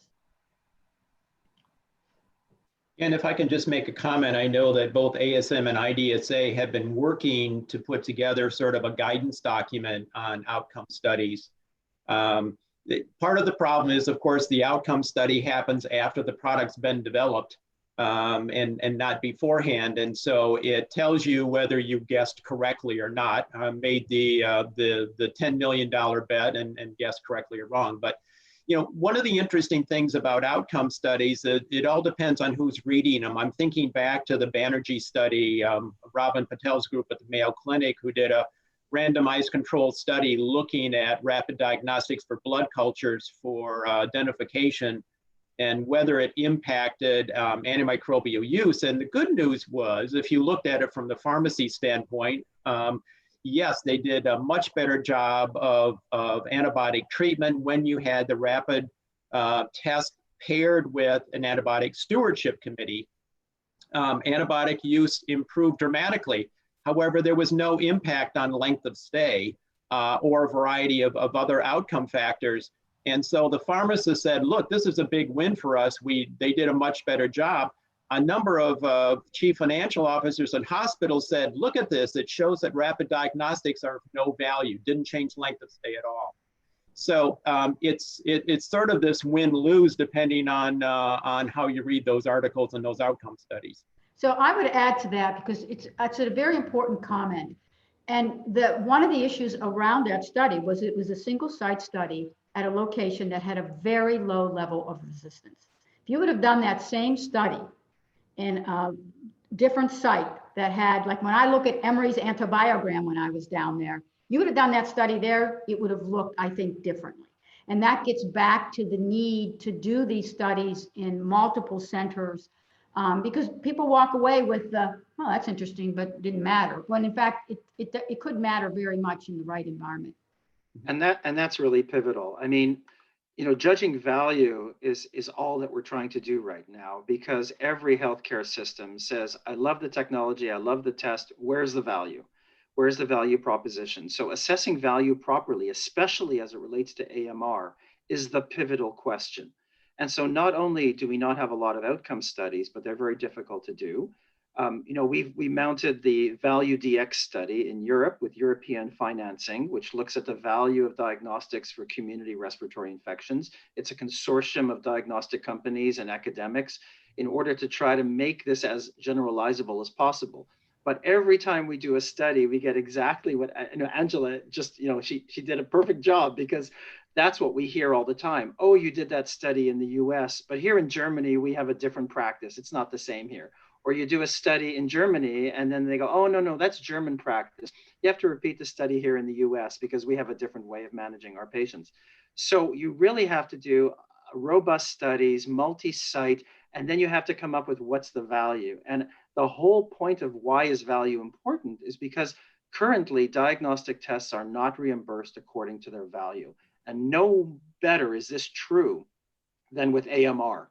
So if I have an immunoassay tomorrow, I develop a magical biomarker to differentiate viral from bacterial infections in order to determine who needs an antibiotic and who doesn't.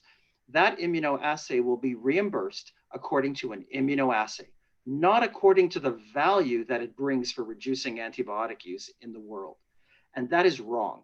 So the way we measure value for diagnostics is so far behind, and they are not reimbursed nor valued appropriately for what they really do. And when we get to that point, like they do now for therapeutics, when a therapeutic is able to solve blindness, they charge $1 million for it.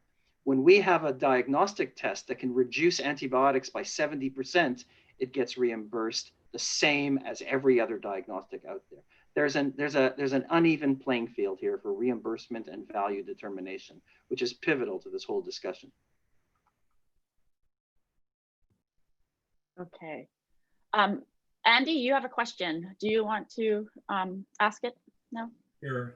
At the risk of shifting just a little bit on the value of data from AST, we heard already its importance in clinical care and public health surveillance.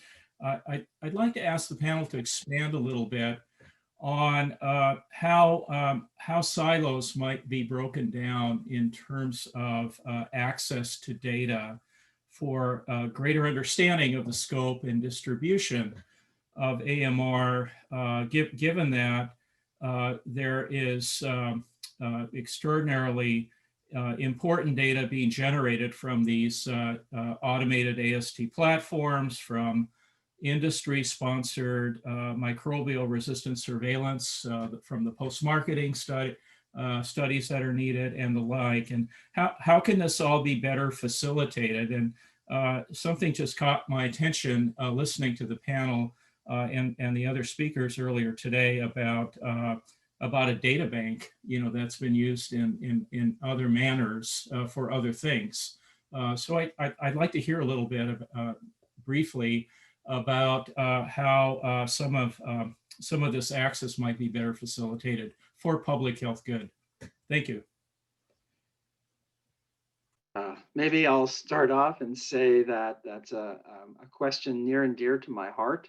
When I arrived at bioMérieux and discovered that we have over 10,000 installations of Vitek 2s with all these millions of bits of data coming out on AST all over the world, my first question was, what are we doing with this data? This has tremendous value, not just for the countries and the hospitals involved, but surveillance, global data, et cetera. And then you wind up, and we've been working on that ever since, and it is a very difficult practical issue. Many of these machines are, as you heard already, legacy machines, which were put out in the 1990s and some in the 1980s.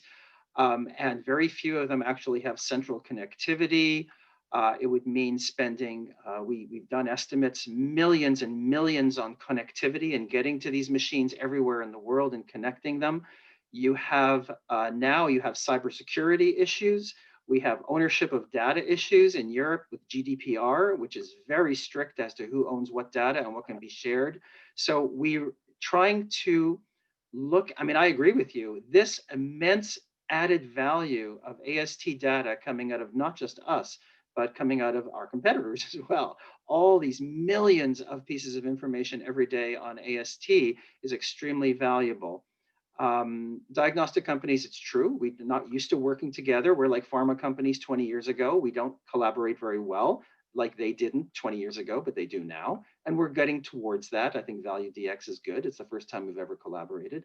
But these types of things are important and we're trying to solve them, but there's many, many practical issues, including what I just mentioned, which is connectivity, cybersecurity, data ownership, GDPR, and other countries.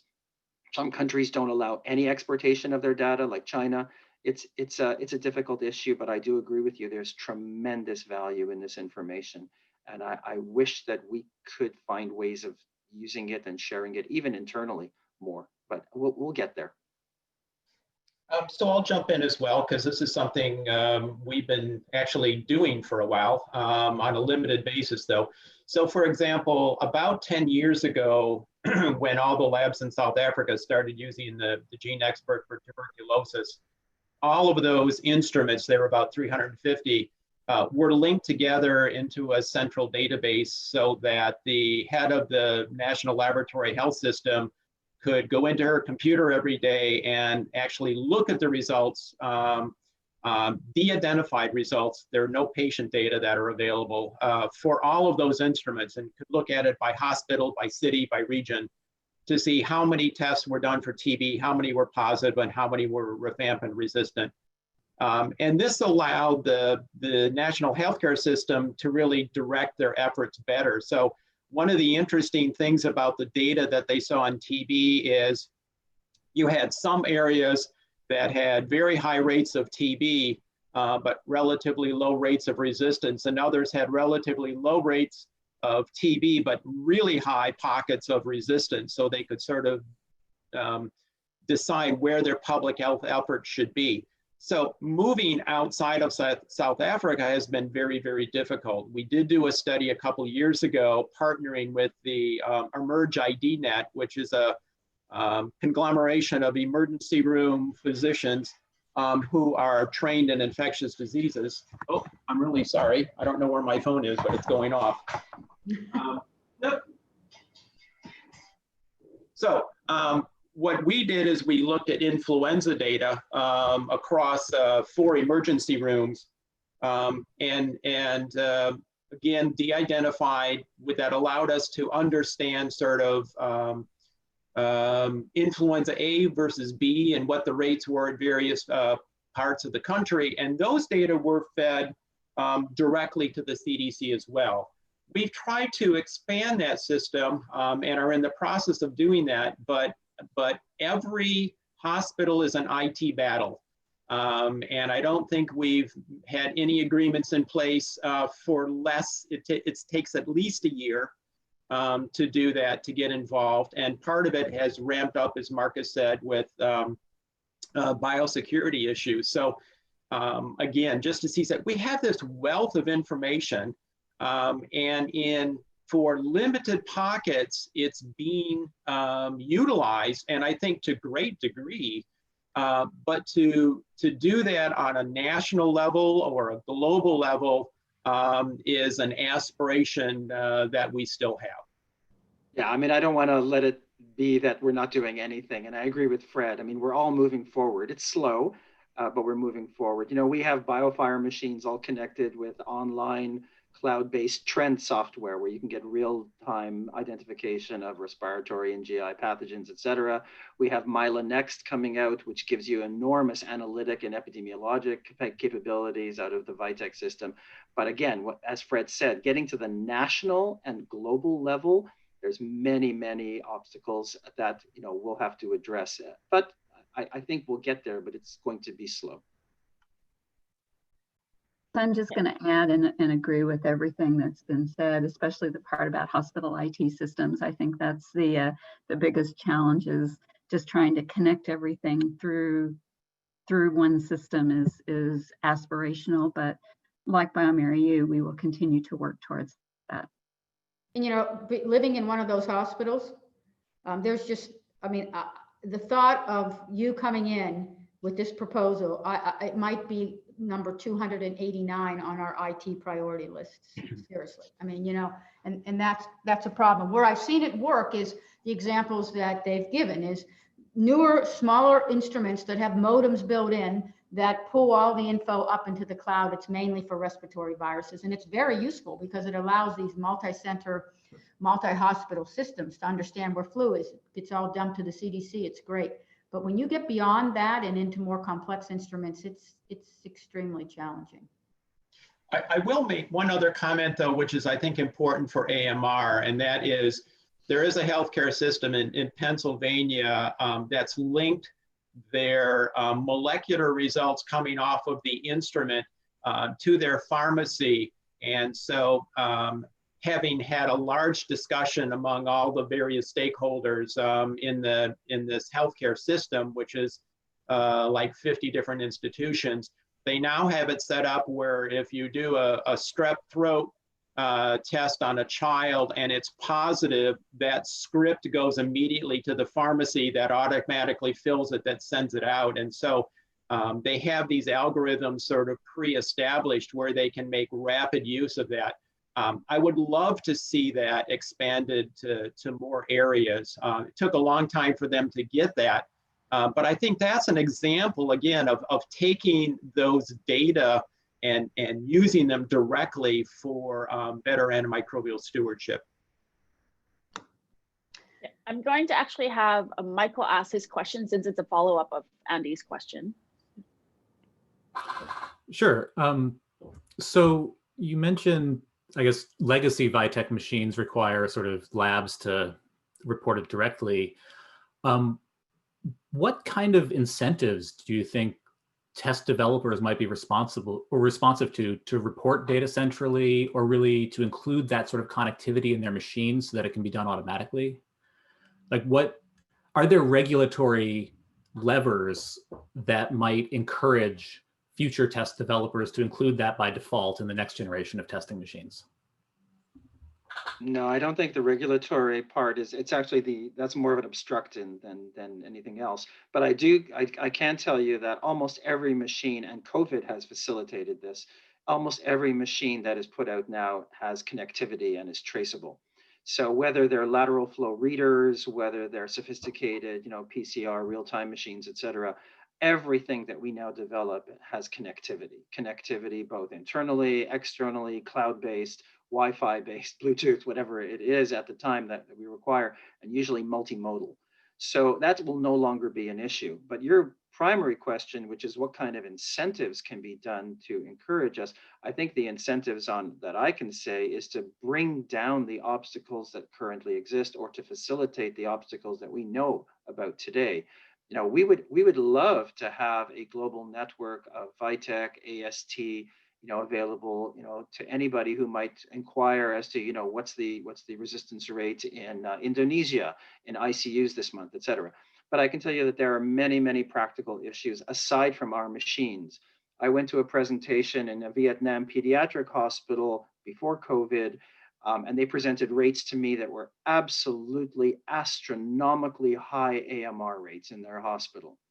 And I said to them, I did a lit search while I was listening to you, and I found nothing in the literature on this.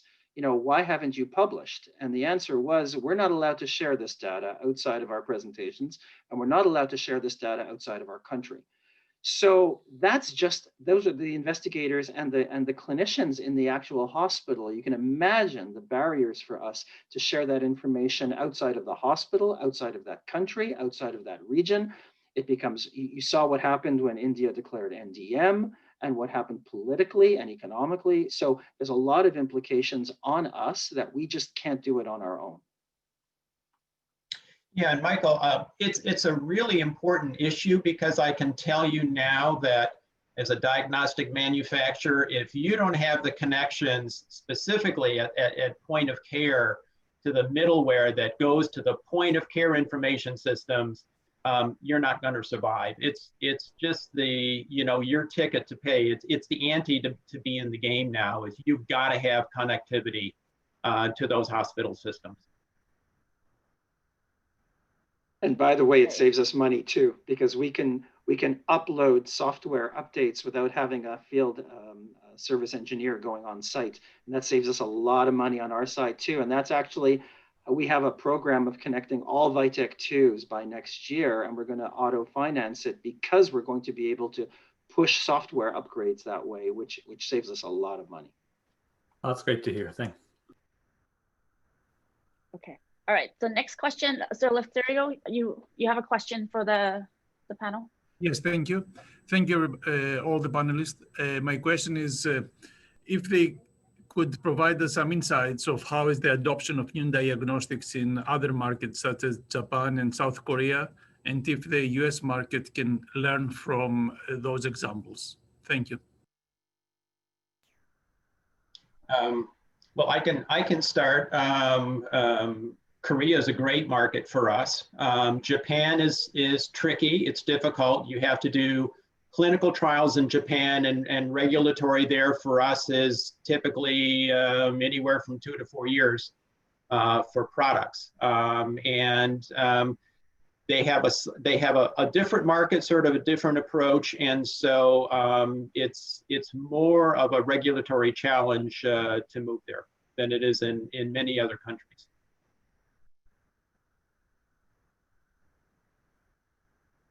Yeah, I mean, that's a very open-ended question and very difficult to answer.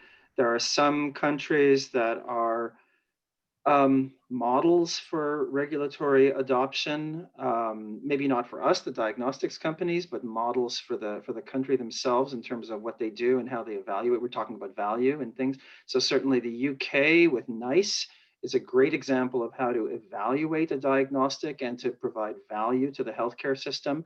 And when they determine the value is there, adoption is pretty much widespread the following day. On the other hand, if there's no perceived value for that diagnostic, adoption is zero. It's very much black or white. That's a very socialized healthcare system, but it seems to work certainly for diagnostics. It's nice and sorry, nice is nice when it works well. There are other systems that don't have any health technology assessments, and it's just chaotic whether they adopt diagnostics or not. Low and middle income countries are essentially all over the map. Japan, as you've heard, is very unusual. China is very, very unique. I'm not sure, they're trying to copy a lot of the FDA regulations, but partially. They have their own interests at heart. So it just brings us back to the same comment that even the day after you develop a new diagnostic test, getting it out into the countries, unless you only have one country at heart, getting it out into countries is very complicated and requires, only big companies can do this, frankly, to be very honest, after seeing what's necessary. Okay, so I'm going to move on to Mary, who has a question as well. Thank you. I would assume there's a certain duplication of effort in the diagnostic sphere and a substantial failure rate among some tests that end up not working or not being adopted. And the question is, has anyone or is there any group that has tried to identify the characteristics of the types of tests that would bring the greatest value? I mean, any attempt to focus the resources on those particular areas that you could define in advance might be the most useful in the clinical arena. Thank you. So recently, IDSA published a viewpoint on how diagnostics can play a role in antimicrobial resistance. And there they listed test characteristics that would be very helpful. It's a long laundry list that will be challenging for companies to meet. So that's the technical side of it. I think what you're asking is a little different, which is what clinical scenarios are we trying to solve? And I think one of the ones where there's the most interest is very rapid susceptibility results. And there are many companies working on technologies that even after we have the isolate, can we get susceptibility done in, you heard Kevin talk about minutes, and he's talking about direct from the clinical specimen. That is a heavy, heavy lift. We're still struggling to identify bacteria directly from the clinical specimen. But now there's a lot of focus on how rapidly can you get people complete phenotypic resistance testing. But as far as the technical side of those assays, that has been discussed in various formats. Yeah, it is an interesting question. The WHO a couple years ago made their first shot at doing an essential diagnostics list to parallel the essential medicines list. The Foundation for Innovative New Diagnostics has their sort of list about the most important diagnostics that need to be developed and deployed, especially in low and middle income countries. Otherwise, internally, we sort of rely on our customers and our marketing folks to do an assessment and say, what's going to be successful. And sometimes we're spot on and sometimes we miss the mark. Not so much that I think that the product fails, it just doesn't achieve the revenues in 5 years that we thought it was going to be. So, and that's the biggest challenge, I think, for companies now, is to fine tune their models in a changing world. And I think COVID has changed the testing world to a certain degree now. And we all need to sort of adapt to the post-COVID world and figure out where things like healthcare associated infection diagnostics and STIs diagnostics, how are those going to be affected? Because we certainly saw dramatic drops in HIV testing and TB testing and STI testing around the world with COVID. And the question is, are they going to come back? Are they going to be what they were before, or have we now moved into a different paradigm? Yeah, everybody knows I love being controversial, and so I will not spoil you today. But I think that the biggest diagnostics, the best diagnostics that we can use to fight AMR in the world today, we don't have to create anything new. So there is a lack of the basic fundamental microbiologic tools in most countries outside of Western Europe and the US or North America. They still do manual blood cultures, okay, very rudimentary and no access unless they have pocket change, okay, money in hand for blood cultures in most of Africa. We were surprised to go into Botswana and find that they're still doing manual bottles. Nobody has machines for blood cultures there. They don't use regular AST devices of any kind, manual or otherwise. When the Fleming Fund put $3.5 billion towards AMR fighting in Africa and Asia, what did they buy? They bought routine AST machines, mass spec, and blood culture automated machines, because that's what they need for good surveillance and for good AMR control. And so I would argue that we know what they need. They need basic good microbiology tests. Our basic obstacles is, as I said during the market access presentation, is our basic problem is there's nobody paying for it. Governments don't want to pay for it. You heard about the TB testing, that it requires somebody to finance it, to support it. Otherwise, you can't get penetration even in the countries that have endemic TB. It's the same thing with AMR. The basic tests, the growth-based tests, blood culture tests, agar, automated AST, mass spec, MALDI-TOF, they can't afford it and they don't have the resources. And that's the basic stuff that would help them fight off AMR. They don't even know their rates in most of these countries. So I would say that we know it. It's on the essential diagnostic list. I agree. It is there, most of the basic microbiology stuff, but there are other obstacles preventing us from getting it in there. And it's not technological and it's not our reluctance. I'd make another comment based on my experience on PACCARB. They're thinking in the US, what do we need? And the value of a test that can just tell bacterial from viral infection. And that kept coming up over and over and over again. And we still really don't have a test that can do that to the point where people won't pull the trigger on antibiotics. And Mark made this comment earlier, and it's just so interesting of how true it is that it's just easier to give an antibiotic than to do a test and think through. And then to go into it looking for a reason not to give the antibiotic instead of how easy it is to just write that prescription and get the person moving on.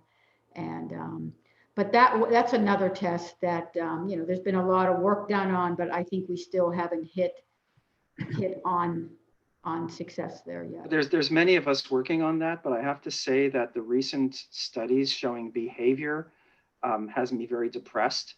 That I think there's a recent study showing that physicians, even when they suspect a viral infection and there's a proven virus on a rapid test, 1/3 of them still give an antibiotic. And so I say, okay, if we succeeded, bioMérieux or another company succeeded in coming up with this holy grail, this biomarker or set of biomarkers to differentiate viral from bacterial infection, would they really believe it? Getting back to what Fred was saying, are they going to believe it? Is their behavior going to be consistent with the result? Are they going to change their actions regarding antibiotic and empiric antibiotics? I don't know. But yet we're all still working on it, and it is the Holy Grail. Okay, so I'm a little more cheerful than Mark, because I feel like, geez, at least 2/3 of the people aren't just prescribing it. It's a start. We're making some headway. Yeah, I think we'll get there with biomarkers. I think host response is the next diagnostic wave. It's going to be easy to convince ID docs that this is a good thing. The rest of the clinicians, I think it's going to be a long uphill struggle. But I think we're sort of laying the foundation now for why this is important and how it would work. Like Mark, I was really discouraged just yesterday reading a WHO report, a survey of 2,000 patients over multiple countries that were COVID positive, and 70% of them got antibiotics, 70, and 8% of them had a documented bacterial or fungal infection. So the knee-jerk response is always to throw antibiotics at it. And part of the reason is I think many clinicians feel that antibiotics do no harm.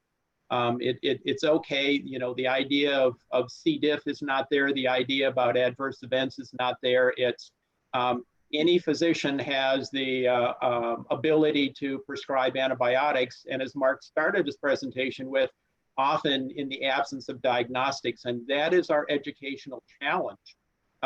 Both as academicians and as people in diagnostics industry, is to provide that education that says, hey, if we're telling you this is viral, then you do not give that antibiotic. That's our challenge. I think we will get there, but it is an uphill struggle. Okay, so in the last 15 minutes, there's a handful of questions that hopefully we'll get through. We'll start with Guy, and then Aruka will be next. So Guy, you want to ask your question?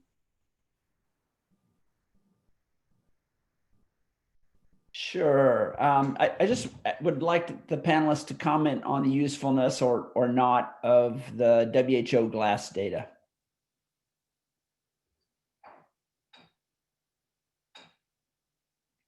Usefulness for what? For us? Yes.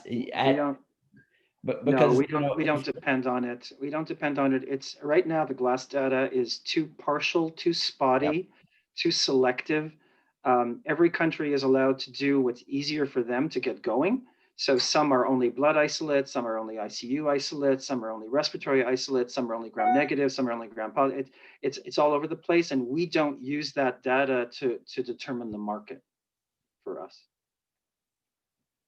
We have other ways of determining, what resistance patterns are. We actually go into hospitals. Like I said, I've been to hospitals in Indonesia, Vietnam, Brazil. We talk to the people there. We know the GLASS right now is not complete enough.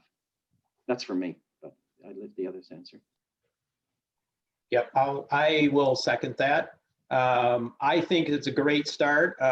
Golly, I'm thinking back almost 30 years ago, working with Tom O'Brien and John Stelling on WHONET. And trying to pull together susceptibility data from multiple laboratories around the world. We're getting better and better at it. I think EARSnet in Europe is so much further ahead than the CDC is in the US, but is it actionable data for a diagnostic company? No, not really. Okay. I think it's more helpful on the prescribing side in terms of empiric therapy than it is actually for us. All right, and Aruka, do you want to ask your question? Yes, please, thank you. Thanks to all the speakers. It's been an interesting panel. The response that Dr. Miller gave to the question of, what are the blocks to access? I was sort of nodding along as he was listing those things. And I was a little bit surprised that one of the things that you didn't list, and I'd like you to comment on it, is technical support for instrumentation. Certainly where I work, I'm in Nigeria, this is a major barrier to any kind of automation. even if you get funding to acquire instruments, how are you going to service them in the long run? The number of biomedical engineers in the country can be counted on the fingers of one hand. Getting money for service contracts is really difficult when warranties expire.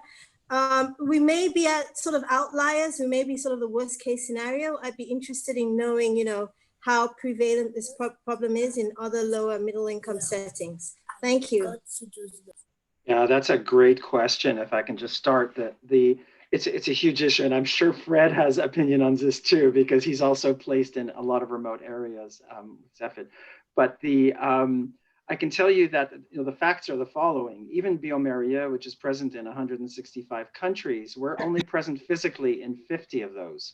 So that means that another 115 countries, we rely on distributors. And distributors, this is the whole management of distributors and how distributors help in this. And so Nigeria and a lot of other companies, we rely on distributors to do everything in the supply chain, which includes the technical expertise and everything that you mentioned. And I alluded to that when I said supply chain issues, but I meant everything related to the supply chain, including technical expertise and repairs, et cetera. And it's a huge problem, and I don't have any answer for you, because even our distributors have limitations on the number of engineers and the number of technical people that they have. Even where we're present physically, we have a limitation on the number of people. We can't go. We encourage people to have service contracts where they can get quick service, for their machines, but of course they have to pay for that. In some places, even if they pay for it, it's very difficult. We have installations in Madagascar, and I cannot service a machine in Madagascar within 24 hours. So, there are just physical limitations in the world, and it's a big problem. We try to solve it. We try to be realistic, but you're correct. These are issues, which is why for a lot of our machines now, we try to have modules that can be replaced. So we just, ship in a module instead of sending somebody in to fix it. It's much easier just to ship in a module and send back the broken one. And other ways of trying to get around it with software upgrades that as I mentioned, through the cloud, et cetera, et cetera. But it's a big issue. All this supply chain issue with machines is difficult. Sure, I'll jump in as well, and just to say that one of the things that we've spent a lot of time developing, especially for low and middle income countries, is the self-service troubleshooting guide. Again, like Mark, our systems are all module based. They're pretty easy to pull out and pop in another one. So if we can get the part to you and we can't get a field service engineer, we are providing sort of online guidance for what would our field service engineer do when she or he got there, what were the steps, and here's the things you can do to start. And we can have those conversations once you do your sort of self-assessment. But I mean, our goal is still to try and have a human body there, but in lieu of that, we're trying to provide a lot more detailed information that allows you to do more things on your own. I'm just going to add one thing. It's one of the reasons that Microscan has kept our old AutoScan 4 around. It's a very old instrument, but its mean time between failures is like 5 years. And so just to try to keep things as simple as possible. So people, different industries try to do things in different ways in addition to having the modular arrangements that others have spoken about. Doctors Without Borders, MSF, also, has funded laboratories for low resource settings, and they likewise are using things that do manual read, as we've talked about before. So I think people are recognizing that there are many low resourced or labs with limited resources outside of the world where that is where a lot of the resistance is. So everyone is cognizant of that and the need to help those types of laboratories. Okay. Thank you. So I actually have another question for the panel as well. So, we talked about the value of molecular diagnostic testing with regards to, improved antimicrobials. On the other hand, though, there could be potential concerns about overuse of some molecular tests. being from leading a laboratory here, our clinicians love all the molecular tests, and in a sense, there's been a lot of, I guess, highlighted with regards to diagnostic stewardships, especially with the increase of these low or moderately complex testing, where you can get a result within an hour or so. With that, though, there could be potential, I guess, concerns on how it may lead to inappropriate antimicrobial use if the test is being overused. So what are your thoughts on that and how it can be addressed? My answer to this always is that yes, the molecular tests often give you a lot of information, and sometimes it's confusing to the clinicians. And my answer is always 3 words: education, education, education. It's the only way for people to appreciate the results of molecular tests and what's important and what's not. And somehow when it becomes molecular, they look at it differently. So if you're giving them a quantitative bronchial brush result and you're telling them 10 to the 2 Staph aureus, 10 to the 5 Pseudomonas, or you're giving them a molecular, okay, and they say, what do I do with all this molecular? Well, what did you do with all this culture information before? Oh, well, I ignored the low counts. Well, do the same thing with the molecular. I mean, why is this any different? Oh, but it's molecular. Yeah, but it's quantitative. It's the same thing. So people have a different way of looking at molecular. Of course, the thing that you're talking about is giving more information and more pathogens that are detected with molecular, and that is true. And sometimes they're real. So before molecular, we thought everybody had one pathogen. Every time you had a respiratory infection, you had one virus. And now we discover that most kids have 2 or 3 viruses at the same time. It's possible, and that's real. Which one to treat? No idea. Nobody does. The GI panel, same thing. You get lots of information. Some are real, some are not. It's a lot of education. It's just teaching people what's real and what's not. And I would say that education, so there's 2 arms to it. One is education, and the other one is utilization. And when is the test appropriate to be ordered? And both of those are best done locally. Certainly the diagnostic companies can provide the laboratory directors or the infectious disease physicians with the information so that we can go out and disseminate it. But those are done really well locally, and we have done that successfully at our institution. There are certain conditions that have to be met before the test is ordered. It may, the extreme is approval, and you can't do that with everything, or your lab directors can't do their job. But you can't put brackets around when it's appropriate to use a test. And then, as Mark said, a lot of education around what to react to, what you can let go of. It is interesting how people view molecular tests. They do not believe the test could ever be wrong, so to speak, or give them information that you don't have to act on.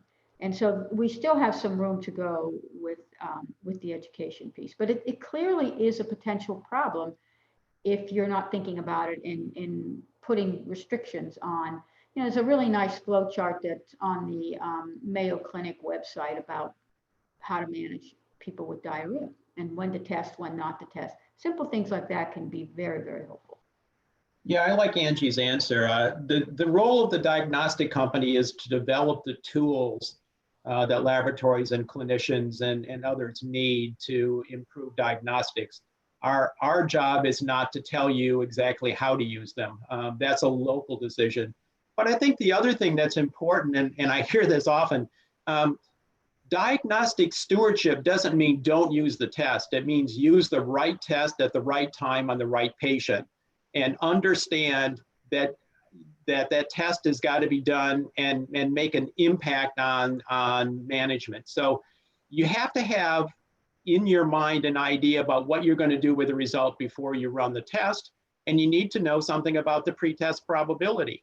So if you're using them correctly, then diagnostic stewardship makes sense, given all those things that Angie did. We will give you the tools. You decide the best way to use those to improve patient outcomes and improve antimicrobial stewardship.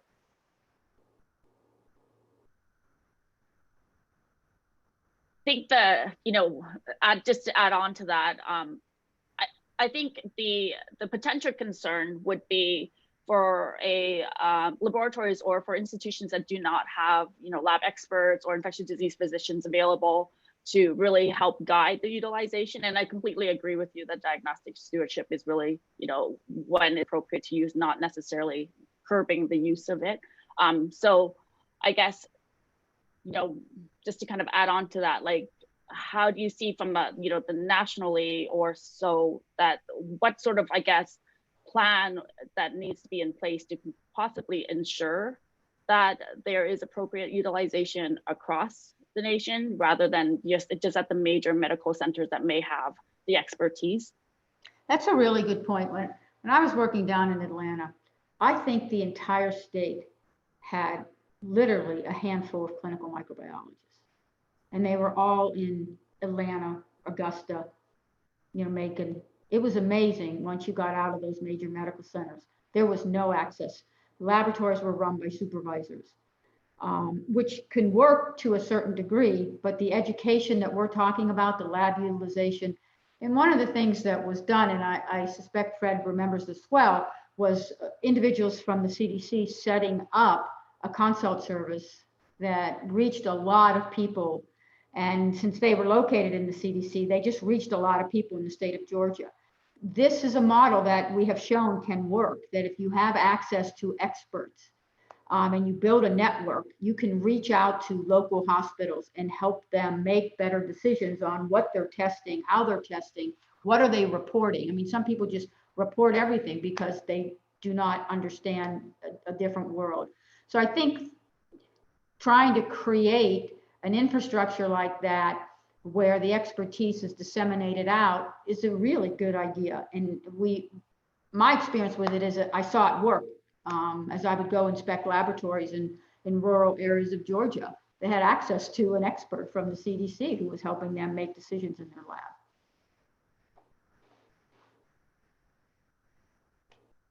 All right, we are right on time. So thank you to the panelists for the excellent discussion and presentations. It was a really engaging discussion for sure. So with that, I think we have a break for 15 minutes. So we will resume at 1:30 Eastern time, and then we'll go from there. So thank you, everybody. And thank you again to the speakers. Thanks, everyone.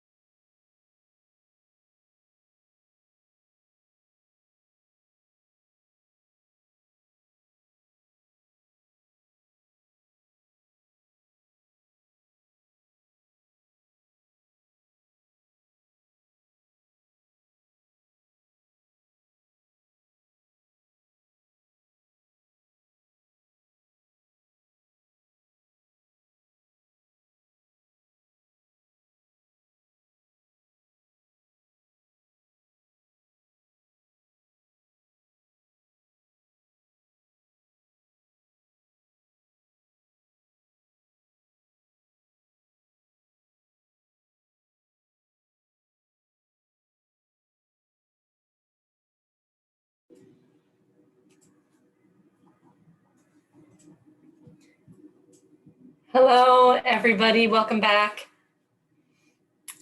Guy, glad to see you're here. I will turn this over to you as we get into our next round of presentations. All right. Yes. Pleased to proceed with our next section and welcome Peter Damborg, who I can see is present, who's going to talk about VetCast susceptibility test breakpoints. So Dr. Damborg, I'll turn it over to you.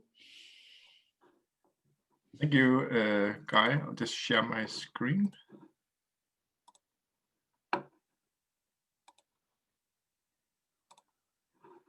Perfect. Yes, okay. So yeah, thanks for giving me the opportunity to talk here. As you said, my name is Peter Damborg. I'm associate professor at the University of Copenhagen, working in veterinary clinical microbiology. And I'm also the chair of VetCast, which I'm going to talk a little bit about in this talk. So let's jump right into it. What is VetCast? VetCast is an abbreviation for the Veterinary Committee for Antimicrobial Susceptibility Testing, and it's a standing subcommittee of UCAST since 2015. So it's a relatively young subcommittee. It is made to deal with all aspects of antimicrobial susceptibility testing of bacterial pathogens of animal origin, but also animal bacteria with a zoonotic potential.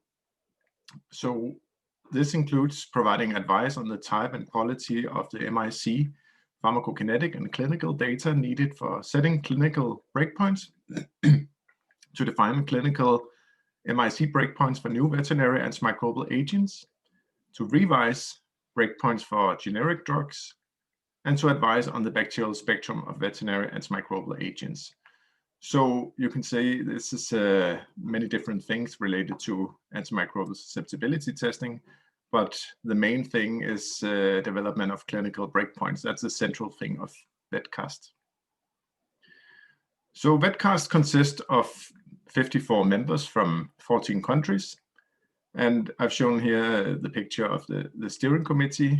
Apart from me, we have Gudrun Overich from the University of Bern as a secretary, Ronette Gering from University of Utrecht as data manager on pharmacokinetics, Ludovic Pelikan, also on pharmacokinetics from University Royal Veterinary College of London, then Kees Feldman, another data manager, but working with the pharmacodynamic data, MIC data from Wageningen University of Research. And then below in this picture, you can see what I call our close allies, not officially part of the steering committee, but heavily involved in the work.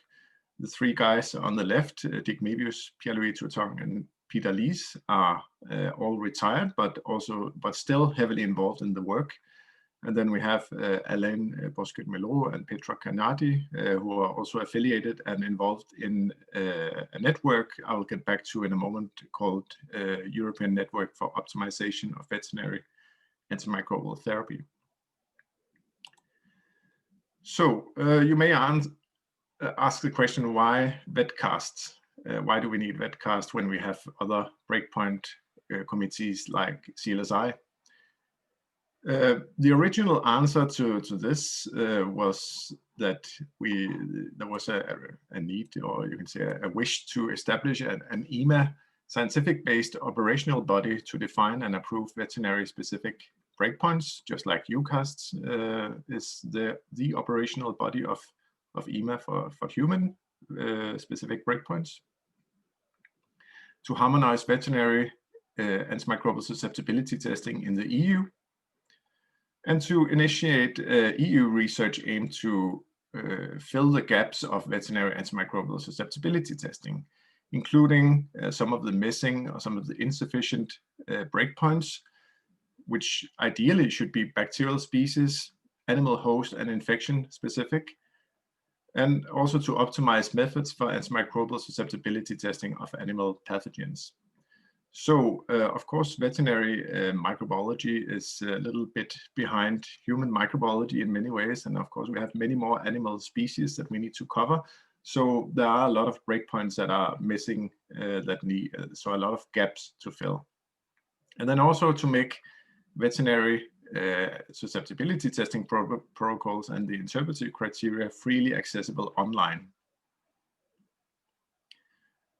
So this was around 6 years ago, and if I have to say my point of view today, I would change it a little bit.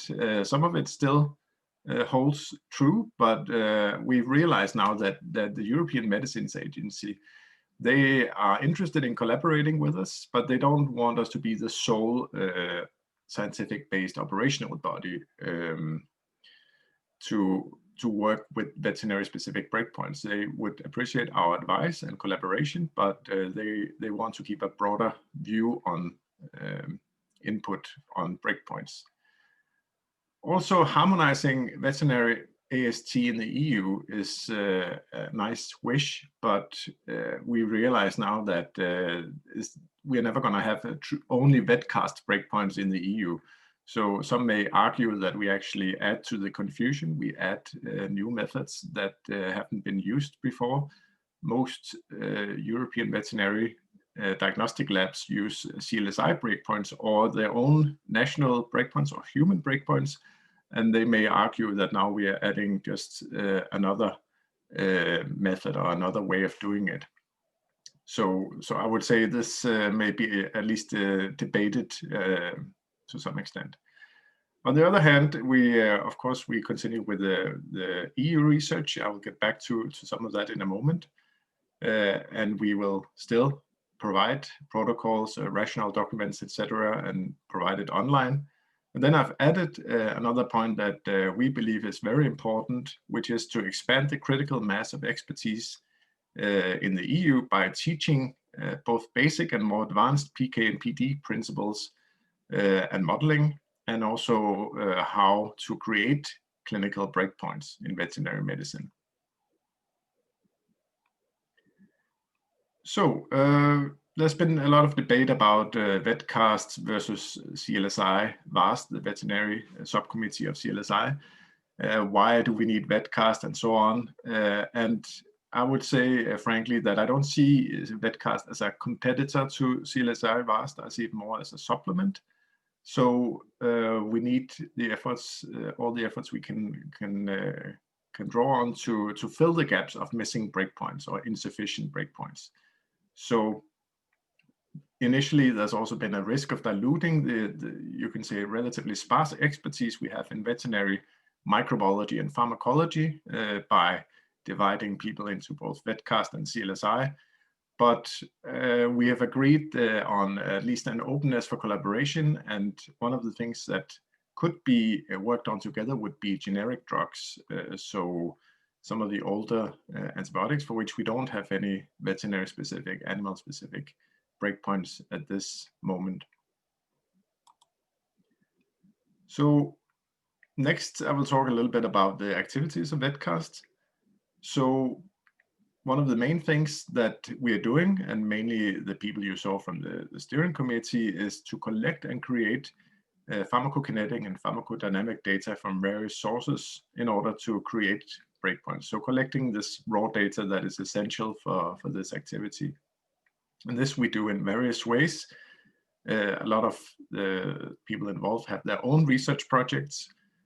We also have contacts to industry and academic partners. And in that way, we get access to data and then simply searching literature. So you may argue, are we going for what is needed in veterinary medicine, or are we going for what we can do? So in many ways, the activities are driven by the availability of data.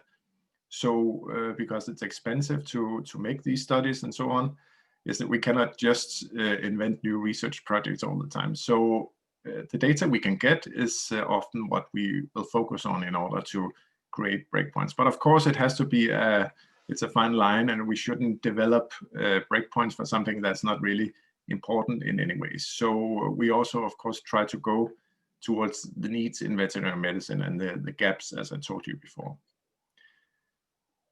So we have meetings regularly. We have the steering committee around every month, a meeting to discuss priorities and work. The ECMID Congress, which I guess a lot of you are familiar with in Europe. We have an annual open meeting along with UCOST. And then we have meetings as part of Innovat, the working group 3, which I will get back to in a moment. We've also had a lot of training schools. Now I'm not showing all of them here, but this is these are examples of the titles that we had. Determining clinical breakpoints, some of the basic pharmacokinetic and pharmacodynamic concepts, modeling and Monte Carlo simulation, and so on. So everything from very basic in veterinary microbiology to more advanced modeling. And as you can see, 2020 has been very sparse. We did plan training schools this year, but of course it's been hampered by the COVID-19 situation. We've also begun to create a guideline for veterinary diagnostic labs on how they can use interpretive criteria for AST. So this is particularly important when a breakpoint is missing. So what do you do when a veterinary breakpoint is missing? Do you just choose from same pathogen but another organ? Do you choose for from another animal species, or do you go for a human clinical breakpoint? This is, gives rise to a lot of debate, and this is something that CLSI has worked on and that we also have started to work on. We also provide opinions to EMA reflection papers, so could be anything in relation to drugs and susceptibility testing. And then we advise on setting PK and PD studies. So every now and then we are contacted by research groups who wish to develop these studies, and then we provide our expert knowledge. So some of the publications, this is not a thorough review of the publications. We have some publications from people in VetCast with work related to some of the objectives I mentioned before. And then I would say the most central paper that we've had so far is the one you can see here.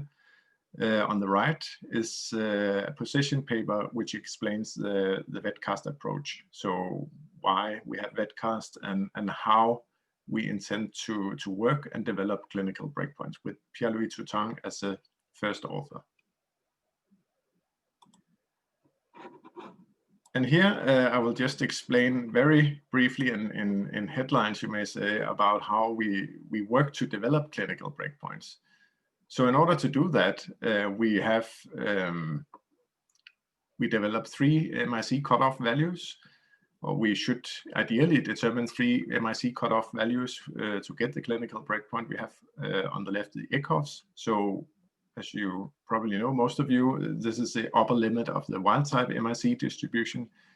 Then we have the PK/PD breakpoint, which is the highest MIC value at which 90% of a population reaches the desired PK/PD target at a given antimicrobial dosage. And then finally, the clinical cutoff, which is a MIC value distinguishing between clinical failure and clinical success. And I have to put the last one in brackets because this is a cutoff that we rarely get, because simply we don't have the data to support when or whether there is efficacy or not related to the MIC of pathogens. This is simply something that's very sparse in veterinary medicine. So often we have to rely on the 2 to the left, the ECOFs and the PK/PD breakpoint, that we also call PK/PD cutoff, and then use that to look into clinical breakpoints. And initially it's MIC breakpoints, and then over time, if we have the funding for it, we could also go, of course, for zone diameter breakpoints.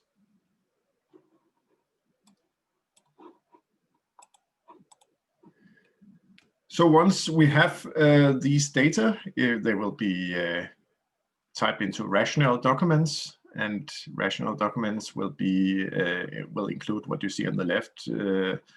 It's essentially just a summary of why, what is the pathogen we're dealing with, what do we want to treat it with, at which dosage, and then of course all the data that has been developed for the ECOF, the PKPD cutoff, and if any clinical data available, that will be included as well.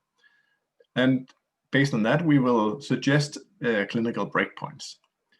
And these are available on the UCAST homepage for free. And you can see down here, the one we've made so far, which is on fluorophenical for pathogens in cattle. Once this rational document has been published, there will be time for public consultation. Well, whenever some input is given to UCAST, we will get those comments, and we will take them into consideration and eventually decide on a clinical breakpoint. And that is by consensus between the steering committee members of VetCast. So one important thing that should be mentioned down here is that the pharmaceutical industry may consult in the process and provide their opinion, but they cannot be at the table where the decision is being made about a clinical breakpoint. Also, they cannot finance VetCast activities. So this is quite a central thing to UCAST, and some of the things that really distinguish UCAST from CLSI, I would say. So, which breakpoints do we have? I have to say we don't really have any final breakpoints on the UCAST homepage yet. This is a slow process, and what you can see here is what we're working on. And the green is good, so that means that for fluorophenical, the top row, you can see that we have actually all the data that we need to create a breakpoint. And we have also proposed breakpoints for fluorophenical against these calf pathogens. But right now we are facing an issue with the methods that we use to create MIC data. These methods are not UCAST approved methods. So right now we're doing some studies to show what we hope is concordance between the two methods, so we can eventually recommend this breakpoint. And as you can see here, a lot of other data is in the process of being developed. Some is nearly finished. We actually have one down here on mink pathogens, the first veterinary breakpoints for sulfonamides and trimethoprim for mink pathogens. And this is something that has just recently been published. So some of the challenges are listed on this slide. So first of all, availability of data for setting breakpoints is scarce. I think I mentioned that already. And the pharmaceutical industry is not happy to share the data if they cannot take part in the final decisions on clinical breakpoints. This is something we've known from more or less from the beginning. And this is just how it is, especially when we are talking about new antimicrobial agents, where they would like a say on the clinical breakpoints. So that's why we've decided that we will focus more on the generic drugs. And for that, it's a little bit hard to find data. Sometimes we can dig it up, but tetracycline data, pharmacokinetic data for animals is something that could be on hard copies in a pharmaceutical company somewhere, but it can be hard to even find out where it is, and then afterwards to deduct the data into a suitable format. So the data is relatively scarce. Yeah, and then as I mentioned before, the UCAST methods have to be adapted to veterinary pathogens, and that is can be complex. Some of the methods overlap with CLSI, but others are different. Limited number of people with the right expertise and time. I think this is the time issue is something all of you know, but expertise is something I think particularly relevant to veterinary medicine. There are not a lot of veterinary pharmacologists with the right expertise on PKPD modeling. And then finally, something about sustainable funding, which we don't have. We don't have any sustainable funding, except we have some projects here and there. I can see I'm running a little bit out of time, so I will just mention briefly, we had a networking project in 2016. 2 years later, we had a grant from the French Ministry of Agriculture and Food. And then we have some projects that indirectly fund EdCast activities. We have projects on MIC data. We have other projects and so on that are chaired by VetCast members. And I think due to the time issue that I will stop here. I have a few more slides on this European network of for optimization of veterinary antimicrobial treatment, but I think I could save those for the discussion if needed. So thanks for your attention. Yeah, thank you, Peter. We will have time in the panel. So if those come up in the questions, that would be great. We'll have an opportunity to delve into that a little bit. So yes, I'll go ahead and introduce Brian Lubers from Kansas State University, who's going to talk about some of the challenges in veterinary diagnostics. Brian. Thank you, Dr. Palmer. So I will.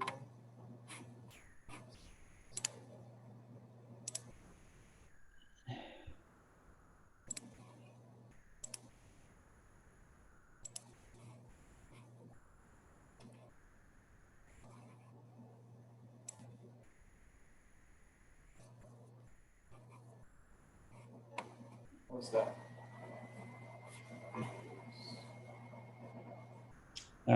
Yeah, that's pretty good. Are you seeing the presenter view? Yeah, if you can move. Okay. Yep. Try some. Yeah, if you go to slideshow. That might. There you go. And then uncheck use presenter view, which is on the right side underneath the word monitor in the gray area. All the way on the right side of that little, yep, go down a little bit more. It says, yep, uncheck that. Okay, and hopefully that'll work. What's that? Actually, no, you have two monitors. Yep. So close out of the PowerPoint again on your second monitor. Okay, and now go ahead and share your screen one more time. Sorry. No worries.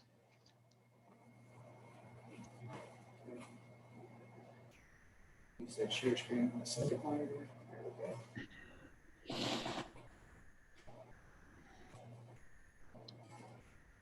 Okay, perfect. Okay. Yeah, thanks. Thanks. Sorry about that. No worries. Okay, so I will. I'll pick up where Peter left off and echo several of the comments that he made, as well as hopefully present a little bit different views on diagnostics in general. And I know there's a mix of attendees here today, and so I want to start because I'm going to talk about challenges, and I think it's very easy to come off as being quite negative as far as the use of diagnostics in veterinary medicine. But I just want to make it clear from my perspective, and I was the director of a veterinary diagnostic microbiology lab for 10 years. I think the veterinary profession actually does a very good job of utilizing diagnostic testing. I think most practitioners would honestly tell you that they feel like they have room to improve their understanding of how to use and apply diagnostics, but I think overall they actually do quite well. And the second point is that I think veterinarians want to practice high quality medicine, and our clients expect us to practice high quality medicine. And I think diagnostics have a pretty key role in that. So before I jump into the challenges and the opportunities, I just want to make it clear, I think give everybody kind of a baseline understanding of where our profession is. So I'm going to talk about breakpoints. Like I said, I'll expand out into diagnostics in general a little bit. But again, a lot of the comments that I heard as the director of the diagnostic microbiology lab was one of the challenges is there aren't enough breakpoints, and Peter touched on that, and we'll expand on it a little bit. And usually that's a comment you hear from other laboratorians is they're trying to figure out how to relay a result to a client, what should or shouldn't be on there. And so this is an example I pulled up this morning. So one of our reports, the dreaded NI or no interpretation, where there isn't a breakpoint for that specific pathogen, antimicrobial disease, host species, drug regimen combination. And 1B is a variant if there aren't enough breakpoints, but that's usually what I hear from a clinician. And so they have a specific patient in front of them with a specific bacterial infection, and they're looking for guidance on how to treat it, and there just simply isn't anything. And echo what Peter said about in those situations, what do we do? How do we handle that information? How can we provide that veterinarian some things so that they can guide their antimicrobial therapy? And then the other comment as far as a challenge in veterinary medicine is that breakpoints aren't valuable. And I put that in quotes, and I'll explain that a little more here in detail, because there are several concepts around the value of a diagnostic test that I'm going to talk about. So as far as the not enough breakpoints go, I'll just show you from the CLSI VAST perspective. So I'm the chairholder of that subcommittee. So again, Peter and I have very similar perspectives on this as far as the challenges we face. Our subcommittee is quite a bit older. We've been operating since the late 80s. Our first published document was in the late 1990s. And you can see over time, we've worked quite steadily. It is kind of a slow process, and there are challenges to developing breakpoints, but I actually don't have this slide updated. There is the recent version of Veto 1S, which is our standard for CLSI veterinary susceptibility testing breakpoints. And we've added a few since then, but if you consider that a breakpoint is specific to that pathogen, disease, host species, drug, and drug regimen combination, we're over 200 individual breakpoints at this time, representing just a little over 35, almost 40 different antimicrobial compounds today. But and just to give you a perspective of what those breakpoints cover, so we focus on the major species, so cattle, swine, canine, equine, and feline. Again, that's largely where the data is, so that's what drives our breakpoint development. But you can see the number of disease indications that we cover across those different species. We do have one approved breakpoint in poultry, however, that drug has been withdrawn, so for practical applications, it's not really used. Again, so if you think of the breakpoint as being specific to that, all 5 of those pieces, one of the challenges that we have is that veterinary medicine covers an enormous number of species, and beyond just the major animal species, we cover minor species, we cover exotics, we cover wildlife. And so there are many gaps that do still exist when you think about the plethora of animal species that we cover. And some of the reasons why we don't have a particular breakpoint quite varied. All of these in the middle, so Peter mentioned, the lack of data in certain areas. And sometimes that's a lack of a method or quality control data. Sometimes it is a lack of IC distribution data or PK or PD data. So those are the key component data to actually developing a breakpoint. But as far as the VAST subcommittee goes, we have encountered situations where we've had the data to develop a breakpoint, but for either a regulatory or an ethical reason, meaning we didn't want to establish a breakpoint for a critically important human antimicrobial because it was felt that might encourage use. That breakpoint wasn't developed or wasn't published. For disk diffusion data, oftentimes we don't have the correlation between disk diffusion and MIC data, so we can develop the broth microdilution breakpoint because we have that data available, but we're not able to take that second step and develop the disk diffusion data. And as Peter mentioned, we also have the challenges of volunteer time and expertise, where our committee is roughly the same size. We're about 60 to 65 members. We'd say about 30 of those are really active, and so we ask those members to do a lot. And so that is also a hurdle for us as far as developing new breakpoints in these areas where we don't have them. So the other point I want to talk about is the value of a veterinary breakpoint. So this is a comment that I've heard repeatedly in my tenure as a microbiology lab director. And think to understand that value, certainly everybody thinks of the cost of the test, and that's the one that is probably the most upfront. But the value of that test is also dependent on the test turnaround time, and it's also dependent on having a clinically actionable piece of information as a result. And so it's really the confluence of those three factors that add value to any diagnostic test. But as we were talking about susceptibility testing and antimicrobial resistance, that one specifically. And so what I want to do is kind of talk about some of the realities of this test value in veterinary medicine and how that may or may not, how it may be similar, it may be different from what people experience in human medicine. So in veterinary medicine, as far as the actual cost of the test, the reality is that the owner, the animal owner, is the one that bears the full burden of that test. There are situations where we have insurance in veterinary medicine, but they are the exception, not the rule. And so the veterinarian and the animal owner have this shared decision to make. Are we going to pursue this, the cost of, we're going to bear the burden of this cost of this test to pursue an additional diagnostic? And so obviously we mentioned what's the cost of the test, and then how does that compare to simply cost of empirical treatment? Oftentimes, especially when we talk about production systems, another cost that gets figures in is the cost of misdiagnosis. And so there are lots of factors that can play into that.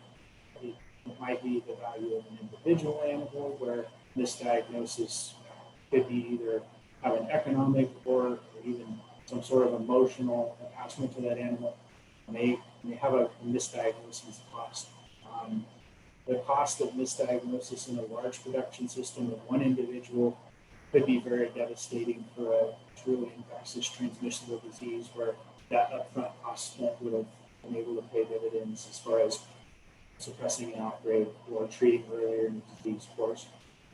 And then there's certainly, all these are individual, right? And so an individual case, you may have two owners. One has a much higher tolerance for risk of misdiagnosis compared to another. So all of those factors consider into the cost of the diagnostic test. But we're also kind of moving into an era where there are subsidies, incentives, or maybe even penalties, especially around antimicrobial use, where those are factored into if we do or don't test, will we trigger an incentive or will we trigger a penalty, and how does that compare again to that invoice price of that diagnostic tool?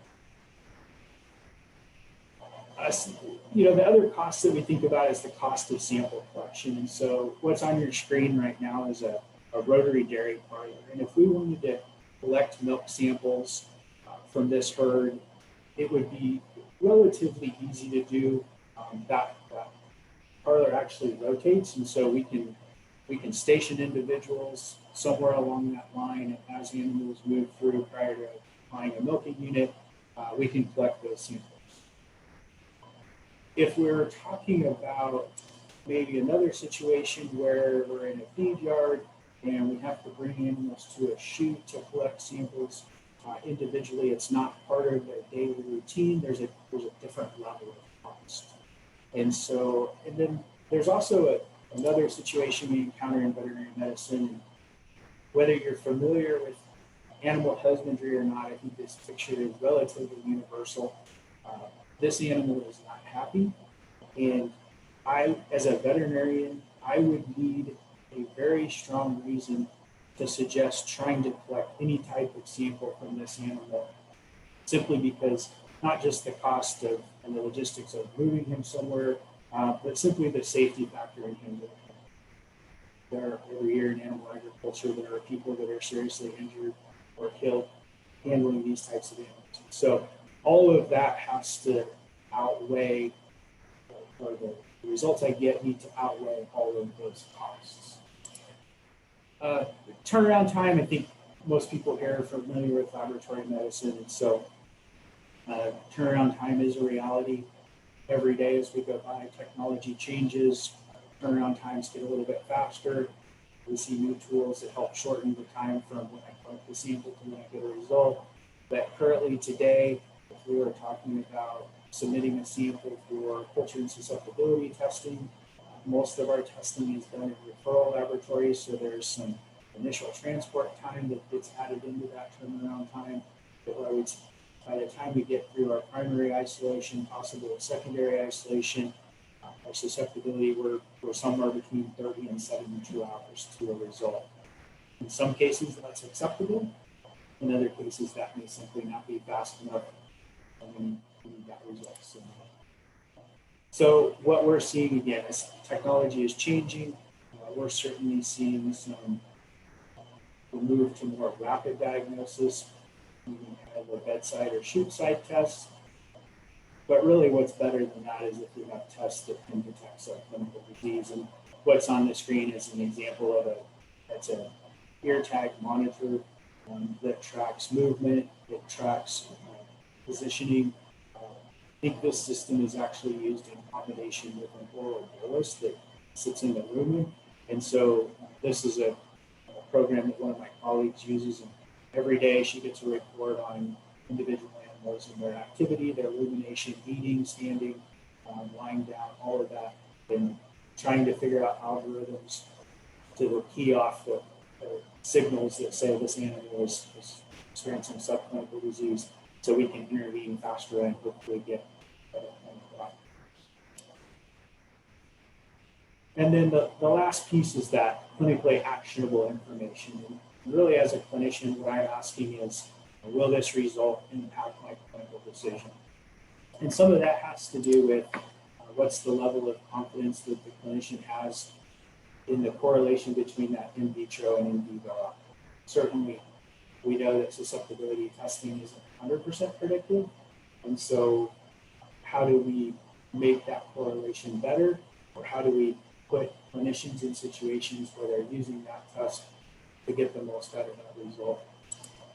The other piece is that the individual clinician, how comfortable are they in interpreting or applying that result, whether that's a susceptibility result or really any diagnostic test, how comfortable are they applying it once they have the result back? We've talked about clinical breakpoints and where there are some gaps that exist and don't exist. And then the last piece is how are those results going to be applied back to that scenario? And so, again, we deal with a wide breadth of species, and actually the application can be considerably different across that. And so in many cases for companion animals, so dogs, cats, horses, we're collecting a sample antemortem, so it's collected from a live animal, and we're going to take that result and we're going to apply it back to that animal. But oftentimes in production systems, we're collecting samples post-mortem from animals that have died of a specific disease, and then we're going to take those results and apply those back to other animals in the group. And so the correlation between a test result and how we're applying it to that setting also depends on, did we grab the right isolate? Is that isolate the one that's being transmitted through that group? And if it's not, then it certainly doesn't apply and may or may not be able to significantly impact the decision.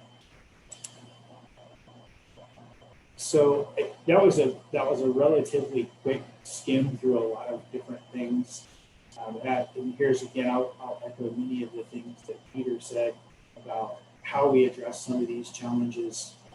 From my perspective, from a CLSI perspective, one of the things that we have is there a way that we can prioritize breakpoint development? And really what we're talking about is how do we increase the communication between the clinicians and the diagnostic labs? Well, the clinicians who are using the susceptibility test results, the diagnostic labs that are generating the susceptibility test results, the standard development organizations who are setting the clinical breakpoints, and the scientists that are doing the research that can provide that back information. Education for us is also a huge issue. As Peter said, we published a document, Vet 09, which is really targeted towards clinicians. That's the first time CLSI has targeted that audience. We generally speak to laboratorians, but having a document that could help guide clinicians that when you get into situations where you don't have a breakpoint, how do you proceed? And from my perspective in dealing with different organizations globally, I would say, nationally and internationally, education regarding susceptibility test application and diagnostic testing, and even just antibiotics in general, is really quite variable. And so I think kind of setting a baseline standard for what those kind of education and diagnostics and antibiotics and susceptibility testing application would be very helpful. And again, the last point is this is a really limited pool of expertise. And so continuing to develop this kind of expertise that we can have more people helping to not just develop their breakpoints, but also help clinicians apply them correctly is something that we desperately need. So with that, I see I'm out of time, and so I'll save here. I also have some other slides if you want to know more about CLSI specifically, but I'll save that in case there are those questions for this morning.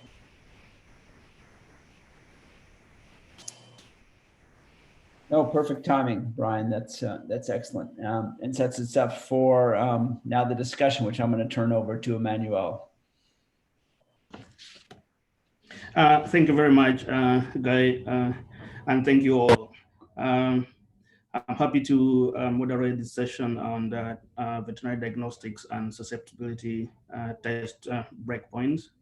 I'm happy to welcome back the last two speakers on this panel. That's Dr. Damberg, Associate Professor, Department of Veterinary and Animal Sciences at the University of Copenhagen, and also the chair of the VetCast subcommittee of EOCAST, and Dr. Brian Lubas, professor at Kansas State, and the chairholder of the CLSI Veterinary Antimicrobial Susceptibility Testing Subcommittee.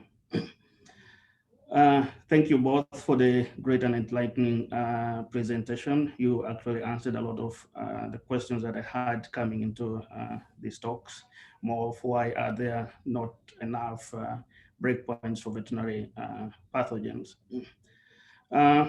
We have 35 minutes for this talk. I'll just go ahead and open it up with a question. This is an open question. It goes to either of the panelists. If we could take 5 minutes to answer that. And then it will be open to all the panelists. Feel free to post your question in the chat window or raise your hands and then ask directly. My question is, I'm borrowing from the phrase that Dr. Barbara made in a earlier presentation, saying that the CLSI and the UCAST breakpoints are only sometimes the same. So when thinking in terms of global surveillance, different labs may adopt either the UCAST or the CLSI breakpoints, or also breakpoints from other countries, as we've already heard from previous talks. So in absence of the actual MIC data, which is sometimes the case where entities prefer to report only the aggregated data in terms of resistance or susceptibility, it might be really challenging to compare results across labs and countries. I'm wondering how this challenge could be addressed, and any efforts to harmonize the breakpoints across the two standards organization. Either Dr. Lobas or Dr. Brian, Dr. Lobas or Dr. Domberg can jump in. Thank you. I'm happy to start, I guess. In those situations, I don't think it's hard to compare across countries and labs, and I think it's impossible. And so if you're just reporting an aggregate percent susceptible, percent resistant, and it's not just, I think as Peter mentioned, it's not just CLSI and VetCast that are different. There are individual national guidelines for testing. And so it's not just about harmonizing the two, and it's about harmonizing many more than that. And even when you have them harmonized, at least in our experience, what we find is that when people say they're following the guidelines, sometimes they are and sometimes they are not. And so I think the best you can hope for is to at least have a minimum reporting information. And so that would be which method was used and the actual, you have to have the actual MIC data. And that, I don't think that's that unusual from what UCAS does when they summarize their MIC distributions. They actually have requirements for what does include and does not include acceptable data. And there are situations where they won't use data because it isn't harmonized with what their standard is. Peter, if you have other things to add. Yeah, I totally agree with Brian. It's impossible to compare. It's apples and pears, and you need the raw data to compare.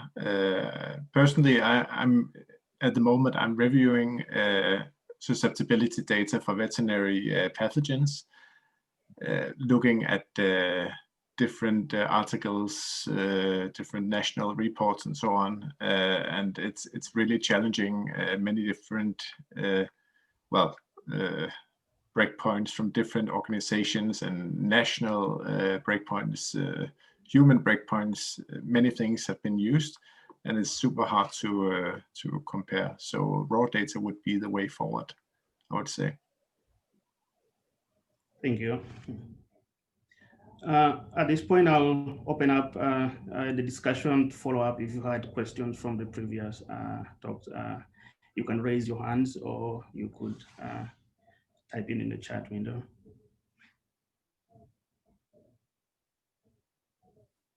I have Kizing, please. Thank you.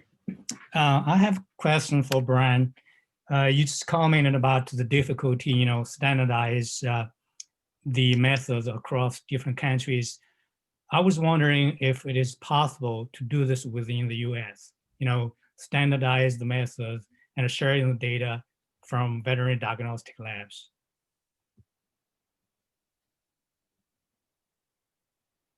So, okay, so let me clarify. Is your question, can we use diagnostic labs to standardize the method, or are the diagnostic labs using a standardized method? Use. I mean, maybe different labs use different, methods. Yeah, maybe. I mean, is that the current situation? Do we have standardized AST methods for all the VDLs? Yeah, so I would say within North America, most of the veterinary diagnostic labs would be using CLSI, and there are certain other places globally that are as well. That within North America, CLSI would be the standard method. And so again, I think the short answer to your question is yes, for the most part. However, there are situations, like I'll give you an example. So for mycoplasma, which can be a significant pathogen, at least in cattle and certainly swine and poultry, we don't have a standardized method.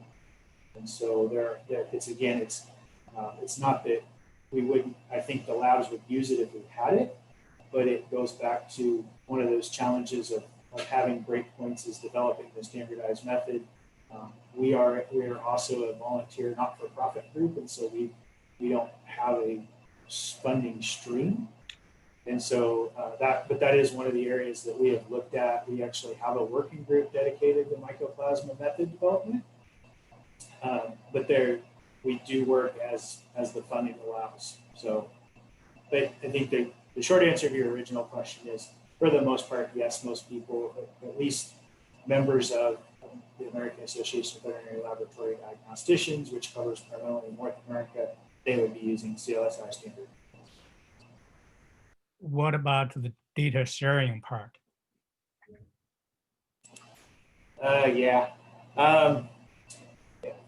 So challenges there are, the minor challenge is getting multiple laboratory information management systems to communicate. The bigger challenge is the proprietary data part of that. And so many diagnostic laboratories view that data as either their own And so sharing can become difficult, or it's actually the client's data, and then they would be almost hand-tied as far as sharing that data. I will say there is a consortium through the Academy of Veterinary Consultants. So the Academy of Veterinary Consultants is a veterinary group that is their veterinarians primarily dedicated to feedlot veterinary medicine. And their animal health and well-being subcommittee is actually working with several laboratories, and we provide diagnostic summaries to that membership through that group. And so it is possible. I would say it's very non-prescriptive at this point, because we didn't want to box laboratories into saying you had to provide this certain type of data.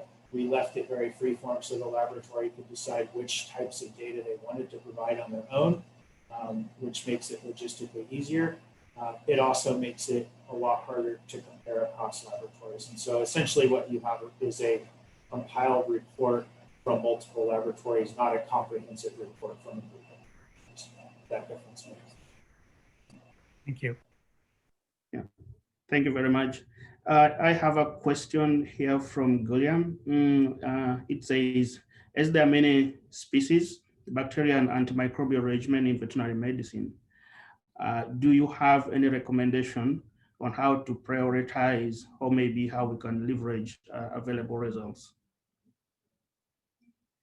It's open to either of the panelists.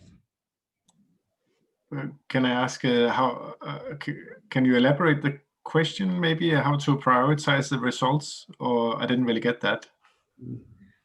Sure. Let's say that you have already results on equine species. How can we use these results and to extrapolate that to other species in some sense, if you have the same bacteria?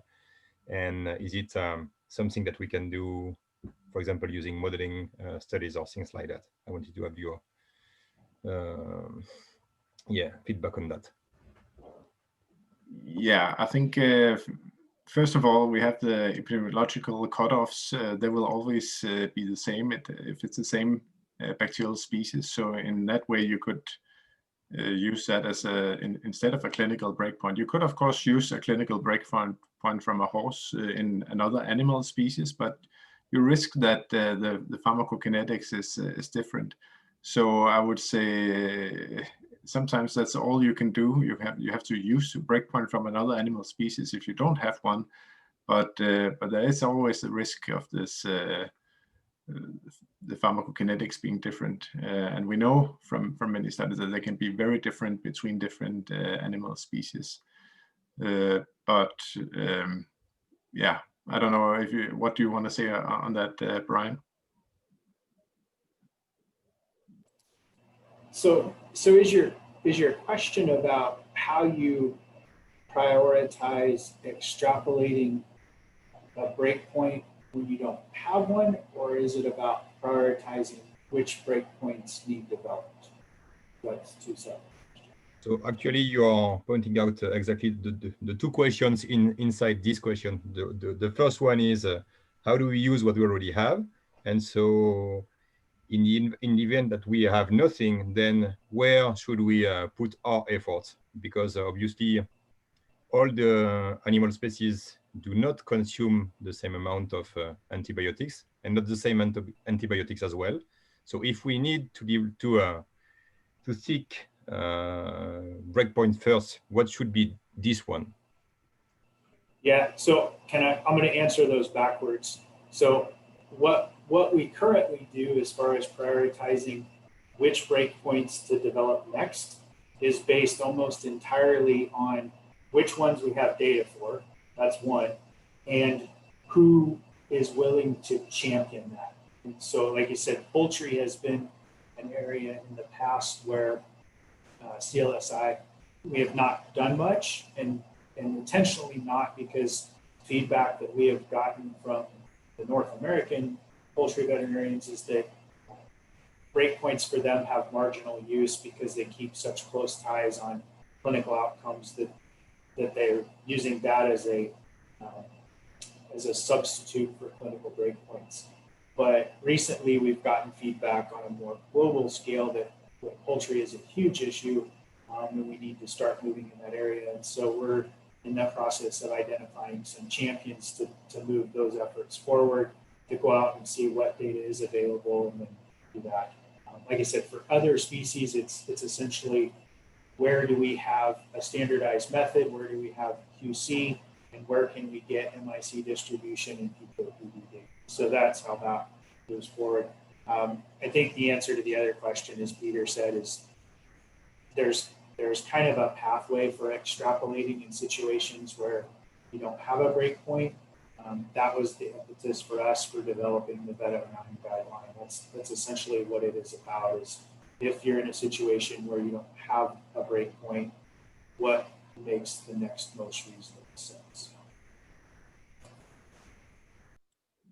Yeah, maybe I can add on how we prioritize breakpoints in VetCast. It's actually a discussion we have ongoing right now, and of course we have to look at what data is available, but we also actually think about what for which drug combinations do we have the most use of antibiotics and critical use of critical antibiotics and so on. So that's also something we try to consider.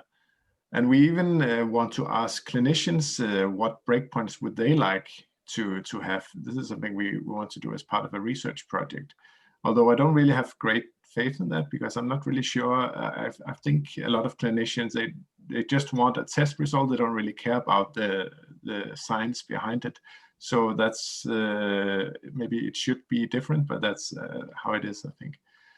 And you may say, for example, for fish pathogens, this is something that I mean, a lot of antibiotics is used for fish, but the methods for testing that are simply not existing, and we don't know if we give antibiotics in water, how much will each fish consume and so on. So even if there's a great potential there, it's really, really hard to prioritize, because it takes a lot of groundwork to develop the methods and find out how to do it. Thank you very much. I think Guy had a question. Yeah, well, I was interested in how well the available data and then the prioritization aligned. I think you answered that at least a little bit, but you could expand on that if you choose. My other question is, Brian brought up appropriately that the cost of diagnostic testing really falls back on the owner of the animal, which is a disincentive to do more than is actually valuable from that individual's perspective, whether it's a personal interest in an animal or an economic interest. But as we've talked about on the human side, there's also value in not using an antibiotic, and there's a value in not using an inappropriate antibiotic that gives you that can have all the negative effects of an antibiotic, but none of the positive effects, or very only mild positive effects. So I'd be interested what kind of discussion has come around that in beginning to look from a larger public health lens, the value of additional testing to avoid using an antibiotic or to avoid using an inappropriate antibiotic.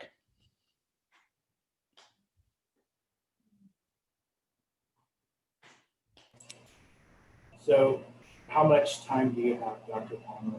I got all the time in the world. I have all the time in the world, but I think our committee doesn't. No, that's fine. I say that a little bit facetiously.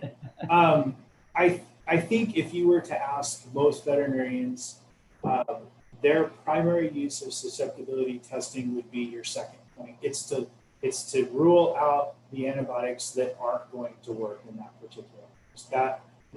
And actually, that's how I teach it to our students. Is it's not about choosing the right one. It's one piece of information that helps you not get the wrong.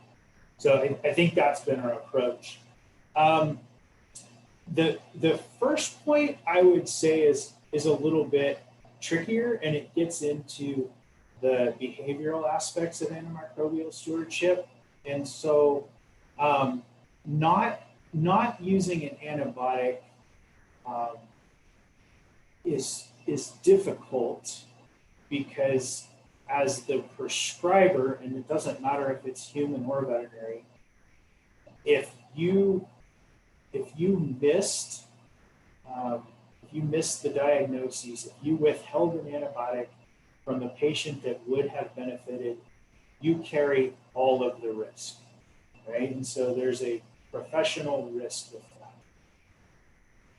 In veterinary medicine, well, I'll back up. In human medicine, a lot of the impetus for not prescribing is to avoid adverse consequences, right? So everybody knows about Clostridium difficile. That is a huge driver for stewardship on the human side.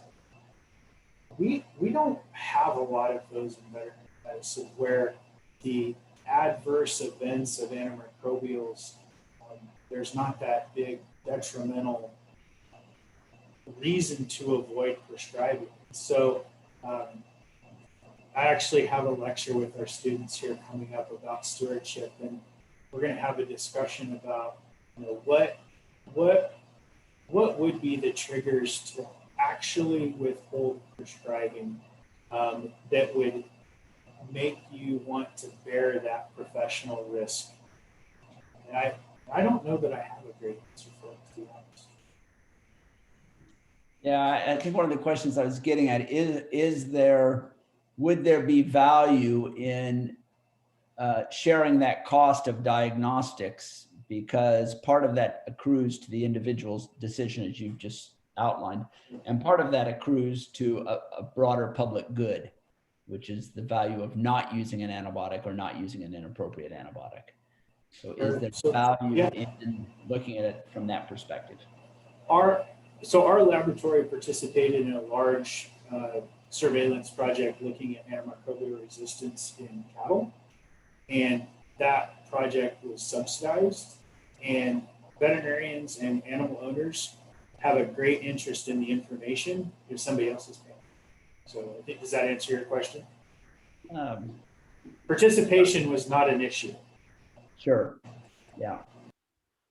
I think it does to some degree, that there may be mechanisms that would be of utility to increase appropriate diagnostic testing if it led to more appropriate decisions in terms of antimicrobials, especially on the food producing side, where the largest concern is. Yeah, thank you very much. We have Marta. She has a question. Please, can you go ahead? Thank you, Manuel. So it's clear that some of the challenges come from the lack of availability of data, and to develop, those breakpoints. And I'm wondering, could you tell us a little bit more about how do we get to have that data? Who funds the studies that give you that data? Is it mostly drug developers? Is it private funding from vet labs or vet diagnostic tests? Or is it just funding from granting agencies, public funding? Could you tell us a little bit more? And how can we use that information to figure out some incentives to get more of that data? Because it seems clear that one of the challenges is lack of funding. So I'm just trying to determine where the funding comes from now, and how can we incentivize that funding to get the right information. Thank you. Yeah, okay.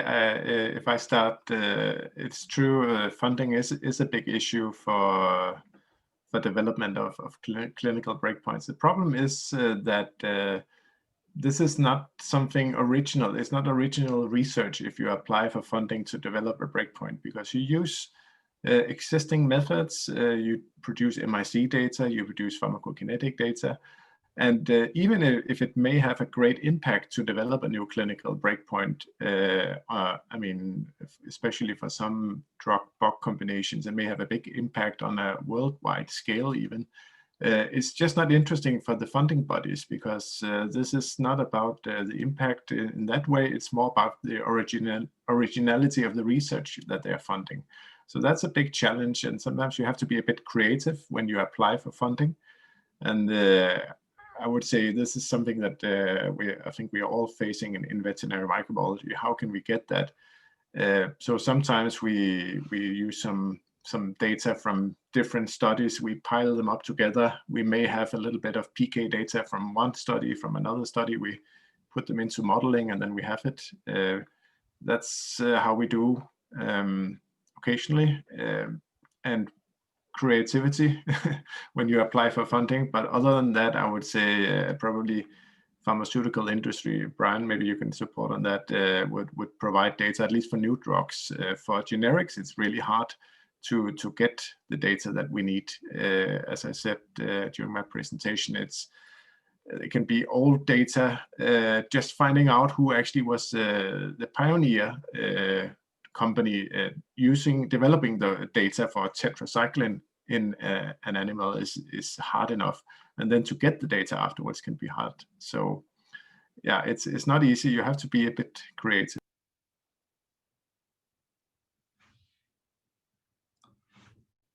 Thank you. I'll echo those comments. This is not something that public agencies will fund. It's just not. Most of our data, so for CLSI, if it's a sponsored breakpoint, the pharmaceutical company develops that internally as part of their drug development. For generic drugs, it's the same for us. We scrounge it from the literature. Occasionally, we'll get a small amount of money where we can do a project, it might be a QC study, it might be a PK study, but that's it. And all of the work is done on volunteer time.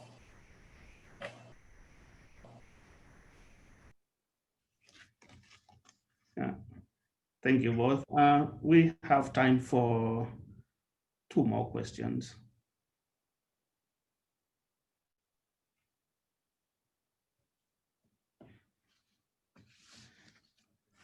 Yeah, Kirsten.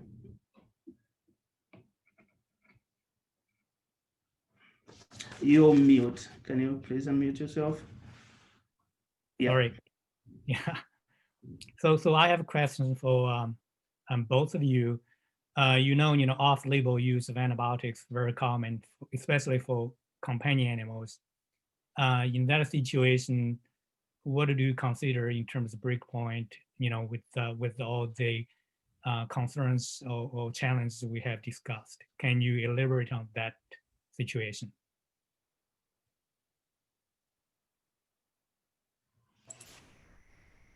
I can start, I guess.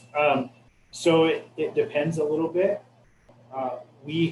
So the dose is part of the breakpoint, and so if I develop a breakpoint for a label dose, but it's used off-label at it's really lower dose would be the issue. If it's used at a lower dose, that breakpoint may not adequately reflect where the resistance line lies. We have in some situations actually developed breakpoints for an off-label dose if it was so common in clinical use that that's what was being used. We have done that, and then we heavily footnote that in our tables, what dose was used to develop that breakpoint.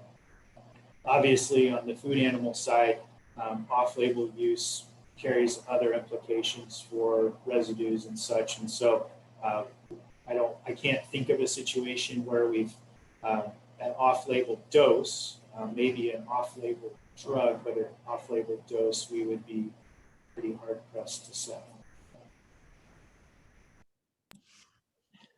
Yeah, and actually, I think the problem about the doses is big. That we have all the breakpoints from CLSI are for some certain dose, and maybe in Europe another dose is being used. But I think diagnostic labs, they blindly use CLSI breakpoints frequently, without taking into consideration the dose. So I think this is actually an important issue.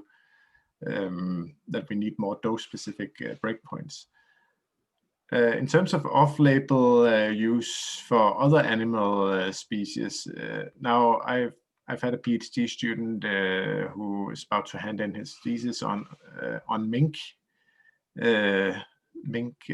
clinical dosages and clinical breakpoints, and here, I mean, there are no antibiotics registered for mink, so all use is off-label, you can say. It's just a matter of choosing from another animal species, and then you have to start from scratch developing PK data, and then you have to do that. And that's simply a matter of choosing whatever is used the most, and then develop dosages and eventually clinical breakpoints.